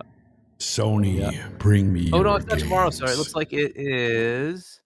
Sometime Wednesday. Soon. It's Wednesday at 9:30. Yeah, nice. Which, by the way, people were saying that meeting. There's like this rumored, and some people in the chat have said this too, like there's a rumored state of play or showcase. I think it is state of play for this month.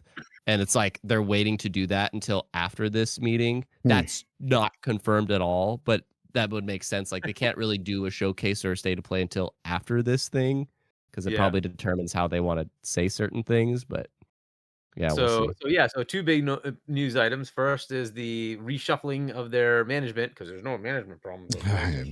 Well, they're reshuffling their management.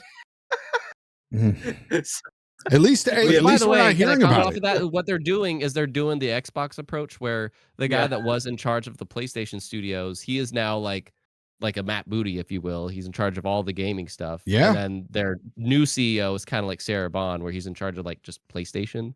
So they're doing that. Did he come from T-Mobile too? Mingling. No, probably not. Yeah, probably. Nishino, he's running kind of PlayStation proper, which includes third-party deals and all that stuff. It's very interesting though. This is the first I've heard of it, and I'm really interested to hear what they're going to do. If it's just something like, oh, we're going to have more multiplat, duh. I mean, with the success of Helldivers 2, I mean, I hope you would look at that lane a bit more. You know what's going to be really interesting is that they have this duo. You know, they don't have a Phil over them, so I'm wondering how that'll go. They do it. It's Hiroki. He never to Toki. Hiroki is still running PlayStation. Okay, and so he's still the head. He took some of the responsibilities and said, "Herman, you take some, and you take some, Nishino." But he's still saying, "No, you guys report to me, and I'm still the head of PlayStation." So So Okay. it's essentially the same thing. So anyway, I'm like, okay, so is he staying there? Is he going to eventually say, I'm going to hire somebody else to replace that Mm. part and say, there's a fill, right? Here's a fill for you. Or is he going to just say, no, I just don't trust you guys. So I'm going to say final on everything because you guys ain't making money. So whatever you guys do, come up to me first and I'll say yes or no. Well, I think the main thing I was going to bring up man. is I'll be very curious to see how I forget the guy's name. He's been around for ages, but the guy that's now the head of the game side of things, I'll be very Herman Hulst. curious how that Herman Holst, turns yeah. out. Herman Hulst. Yeah. I think it's the name. Yeah, like will that change much? I don't know. In terms of like the creativity or what gets greenlit side of things. Well, I think Herman- it's changing. Sorry, go ahead. No, go ahead. Go ahead. Yeah, so I was going to say his role has slightly changed in that it's the transmedia part of gaming, right? So it's not just he's taking care of the studios, he's taking care of the content that comes from the studios as well. If it's going to TV or movies, he kind of owns that whole piece of it. So I don't know if that's new or if it was like each studio is kind of doing their own thing, whereas now he kind of owns that at a total level. I don't know if that's going to change things, but that's where I feel like this is changing because it's no longer PlayStation, it's now Sony's like studios, and they can put stuff wherever, right? Because I think that's what the beyond the boundaries. That's what it sounds like to me, that the strategy shift is, I don't care, Herman. We're not saying it's going to be tied to that box over there. I want it everywhere. So if Nintendo, you can put games on that Switch, I want you to put those games on that damn Switch, 140 million of them, and they're the majority console in my country. So I want those games over here. I don't care if Like you got to put them on PC, you put them on PC, you put them on Xbox. I see Paragon in the chat. He's like, would they consider porting something to Xbox just to see if Thieves was sent to them? And it's like, I think they would try to go to Nintendo before Xbox. Yeah, like, I think they definitely. would. They're gonna go. They're They're gonna go to Nintendo for sure. I think that's like, gonna happen. There's IP sitting around doing nothing. What is like the Ratchet and Clank that came out on PS4? What is that doing right now? Nothing. Right. You could just put that on freaking Switch. I'm sure they could port it over. They could take Sackboy and put it on there. What's that going to take? Not much. Yeah. And what does it do with you? Nothing. You could take the games that But that would nothing. open the doors as just as it did for Xbox. Now, Hargeet, I got a question for you, and you can decline to answer if you want, but answer honestly. We've had this talk about management, who has problems and whatnot. Would you rather have Herman Holst as your studios, the head of your gaming department, or Sarah Bond? Well, they're different roles. It's Matt Booty to Herman Holst. They're both the same. Okay, Matt Booty or Herman Holst. Yeah. Sorry. Probably Booty. Probably Booty. I would take Herman without a doubt. Yeah, well, I mean, they've mismanaged their studios. Like he's done great with the one that he, which is the one that he was the head of. It's. I would take Herman. Guerrilla Games. Yes, Guerrilla. Yes. And so they've been doing pretty well, right? But they also don't make games that are always my liking. So they're the Killzone plus Horizon, correct? Is that right? Killzone and Horizon. Horizon, yeah. They Killzone a long time ago. That's gone. Yeah. I could take it or leave it. Horizon, I like the first one a lot. I bought the second one, haven't played it yet. You said it sucked. So you may love it if you really love the first one. I liked the first one. See, right? I didn't love it. I liked it, but second one. No. But he was there for a lot of this. He's been sort of the head of those studios, and they pivoted to Gaz. And what was his answer to that? All those games have failed, except for the one they gave out to Arrowhead. Okay, does Fair Games look like it's gonna top the charts? Concord, I don't even know what that game is. It's supposed to be coming out this year, which apparently is now pushed out because there was something coming out today that their games of the Concord, whatever live service games are going to push out to next year. Okay, so whatever. I don't know. To me, they're not really doing anything different. But Matt Booty is. Well, I've seen some of his emails. I kind of like it. As much as I gave Jim Ryan crap, I'd probably pick Jim Ryan over Matt Booty or Sarah Bond even. Sure. You can pick. I think from the business side, I think he did pretty well with PlayStation. I mean, with what he was given a lot, don't get me wrong, because he was left with Sean Layden, what Sean Layden was doing. I would take Sean Layden over all of them, to be honest. Pretty good. Sean Layden, I would take him over Sarah, Matt. Sean. Yeah. And Peter Moore, I would take Peter Moore. Peter Moore is the one I want Peter Moore, I've been saying this lately to everybody. I wish he'd come out of retirement and He's not get in retired. there. He's at Unity. He's at That's Unity. right. Yeah. No, I wish he'd Yeah, come yeah. over back to Xbox because when he was at Xbox, he was amazing. Yeah. But yeah, so if I had to pick between the two Peter for Moore. now, I would say, because look, as far as getting games And I'm- across depth of like I have live service games, I have single player games, I have small games, I have whatever, all those games. Matt's got all of that, right? So, and he's been managing all of that. He also has publishers under him. So I don't know that I could say that, you know, it's so the Bethesda part of it was just put under him. And what did he do? He closed off the part that isn't making money and said, okay, let's make this more shored up. And so I don't know. I would say I'd stick with him. And he's also got like and this is just all in fun. I don't hate Matt Booty. I don't hate Sarah Bond. I have nothing against them. I'm just talking about people who I feel are more proven or whatever. I look at like Sean Layden especially or Peter Moore, and I'm like, damn, I miss Peter Moore. Peter Moore was so good. And by the way, 9 Lives in the chat says, Fonz, PlayStation guys are saying that the PS5 Pro is more powerful than your PC. Of course they are. Whoever says that, whoever says that knows nothing about tech whatsoever. So go ahead and think your PS5 Pro is better than a 40 freaking 90. Yeah, go ahead. I can't wait to see it because I mean, it's so stupid. I'm not going to entertain it. I'd like to see those people in here saying why though. That'd be funny. Yeah. Anyways, we had a great time today, guys. I got to get out of here. It's already 5:33. Holy crap! At my time. I want to thank everybody in the chat for hanging out with us. We had a great chat today.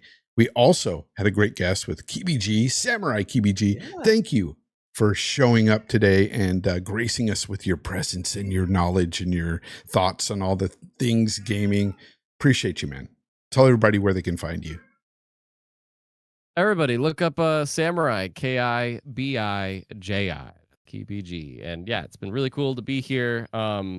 I just like to talk about games with peeps and to hear thoughts and so on. And yeah, I'm definitely an Xbox guy, but I just like to dive into especially the console stuff. I think it's interesting what each of them are doing. You're a Nintendo shill. Stop it.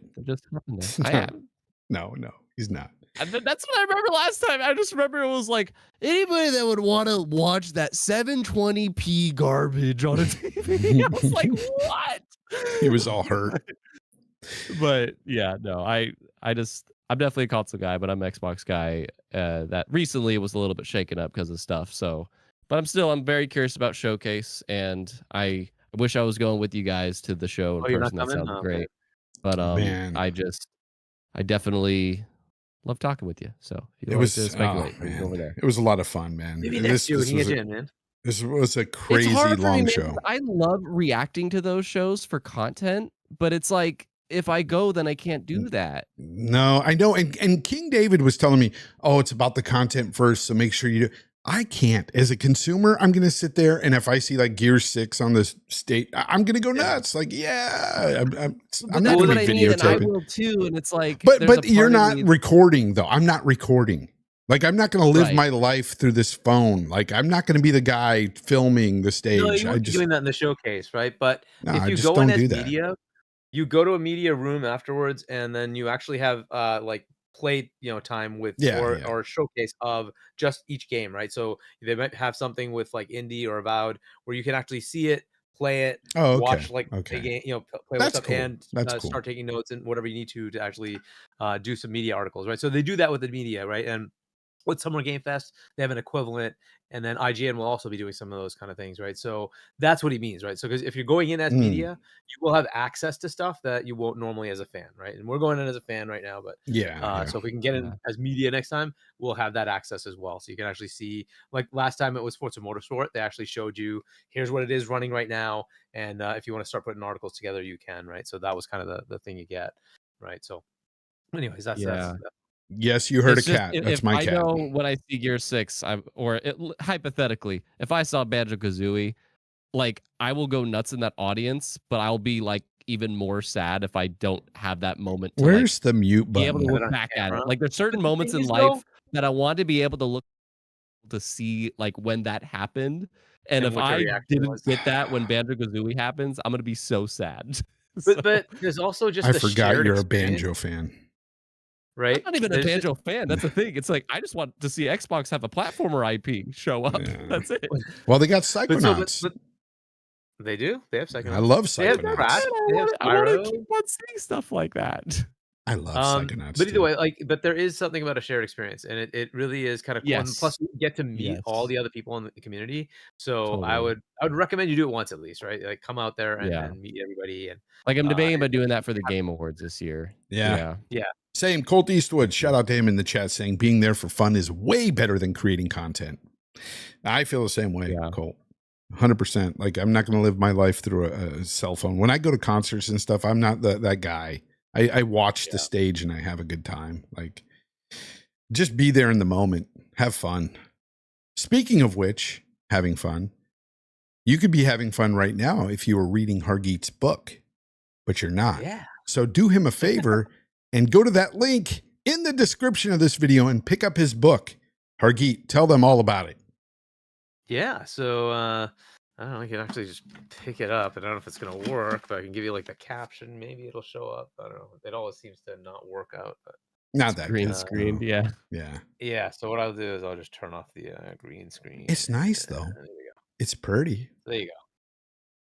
I like the sun coming up over the horizon. Is it in reverse? It probably is in reverse, right? No, it's good. Okay. So Your link that's was in the caption. reverse, but this isn't. Yeah, this is fine. Yeah, the link wasn't. Yeah.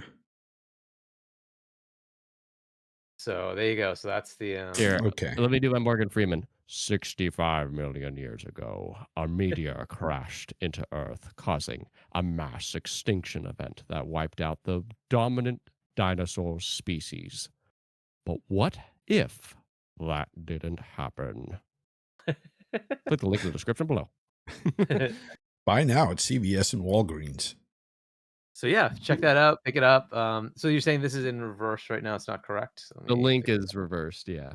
that. No, it's not on. No. Now It's not actually on stream. It is in on Discord. stream. Oh, okay. Yeah, For yeah, us, yeah, it was. yeah. Okay, got it. Okay. Um, All right, never mind. JD Gamer with the 2, the late 2 says, should Xbox buy a movie studio a la WB or Paramount? Paramount, I wouldn't recommend it. They would need somebody to run it, which is why, by the way, I think Take-Two is awesome because Zelnick is still there and there's no reason to get rid of him. So he could just keep running it. But as far as buying Paramount, like they're in struggle mode right now. So they need somebody to rescue them, right? So they need somebody that can actually think make a lot that of- into a profitable thing. So I would not recommend A lot of Microsoft movie to go after that. studios at are all. in dire straits right now. It's Yeah, all a mess. But I could see them looking at WB because they are starting to restructure well enough that it's working, right? So that one might be a potential, right? The biggest struggle they have is they were created with a debt that was put onto them from AT&T, and so they have to pay that debt before they can actually go do things. But they're still managing to do things, so it's it's a little bit better of a situation. Though from their gaming, Suicide Squad was a massive fail, but kind of expected that. But Hogwarts was a massive win. So either way, so I think that's a better one. They also happen to have gaming studios that happens to align with their gaming business. So if they had to pick one of them, I would say that Disney's a little bit expensive.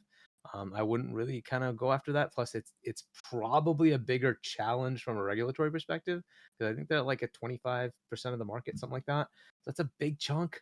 Warner's not that big, so they could potentially do that one, right? It gets them into a new segment. And then it also brings in some game studios. So I think that one's a bit better of a fit, assuming they want to go down this path because they did it before, which created like the MSNBC. They did this before, and then they hated it and they got rid of it, right? So they sold off that video business. So so I don't know if they want to do it. It's a good idea from the two things that I see. They're going transmedia anyway, right? They're trying to make everything into a TV show or a movie. But the other thing they get is how do you market an entertainment vehicle, and Warner will do a hell of a lot better job marketing then, and this is where Sony, has that potential, right? They have a movie, studio, Yeah, and they know how to market those things, and that probably helps them with the marketing of their games, right? And they know how to target the entertainment, I have no issue with how Fallout's been marketed. And maybe that helps Fallout's them. been great. So, I can't hear you, Fonz. I'm not sure. You can't hear me? Can you? No, I can't. I hear you, Fonz. Okay. Yeah. I was just saying that I can't hear Samurai either. Oh wow. Oh, do you guys hear me? Well, then that's just on your end. Okay, now maybe what? There we go. No? I got. Okay. Okay. I was just saying, I haven't had an issue with how Fallout's been marketed. That's been really good. Yeah, and that was Paramount, right? Yeah, Paramount. Was Amazon. Paramount, right? Yeah. Paramount. So, and again, Paramount would know how to do that marketing because, again, they're in the movie business, right? So they know how to market. The problem, again, is it's financials. They are in a big mess. So I would not. Well, just look at movies coming out today. Is there anything that really makes you want to go to the movies? Hardly ever. I haven't gone to the movies since the pandemic. Yeah, it's just movies right now just aren't really enticing. So there are good movies out there apparently. Like Dune apparently was pretty good, and what was that? The was a nuclear bomb. What was that? Came out last summer. Oppenheimer. Was apparently pretty good, right? But we're also getting a lot of duds too, though, in between. Like that's normal. That happens. It's really bad. Right? Anyways, we need to get out of here. Hargeet, where can they find you next, man? Let's go. Yeah, sorry, man. So you will not find me on the evil Twitter, which is where I'm sure most of the negativity of all this stuff comes from. So that's why I'm not as negative as everybody else and everything. But anyway, so you can definitely subscribe to my channel, which I think you have linked in the description as well. And then if you want to pick up my book, go to the URL shop.china.us. And then I will be on Boom's Primetime Gaming next, and that'll be on Monday at 7 p.m. U.S. Eastern Time, right before the mega strategy meeting of Sony. We're going to find out how they're going to change everything, and we're going beyond the boundaries, because that's what they're saying. So we'll see what that means. Beyond the boundaries, going to PC Day and Date. I think that's kind of a given, right? I mean, it's got to be it, right? I hope. I don't know what else. I don't know. Yeah, I don't know. We'll talk about it when it happens next Sunday for sure. I want to thank everybody for coming out here today on the live show, and those of you listening after the fact. And also, really quick, again, the Valari pillow. You see the link here. It's in the description anyway. Get 15% off yours. It's awesome. I talked about it at the beginning. I use it when I'm gaming, and it's cool. It's really cool. So pick that up, 15% off with Fonz 15 being the code there. If you click the link, it'll automatically apply. You don't even have to do nothing. Anyways, with that said, I also want to mention This Mysterious World, my new podcast that I do on another channel titled This Mysterious World. Yes. You can find it here on YouTube and Spotify, Apple Podcasts. If you listen to that show and you like it, feel free to give me a review like on Spotify and Apple Podcasts, because that's really what helps grow podcasts is reviews. I would appreciate that. But if not, just tune in, listen.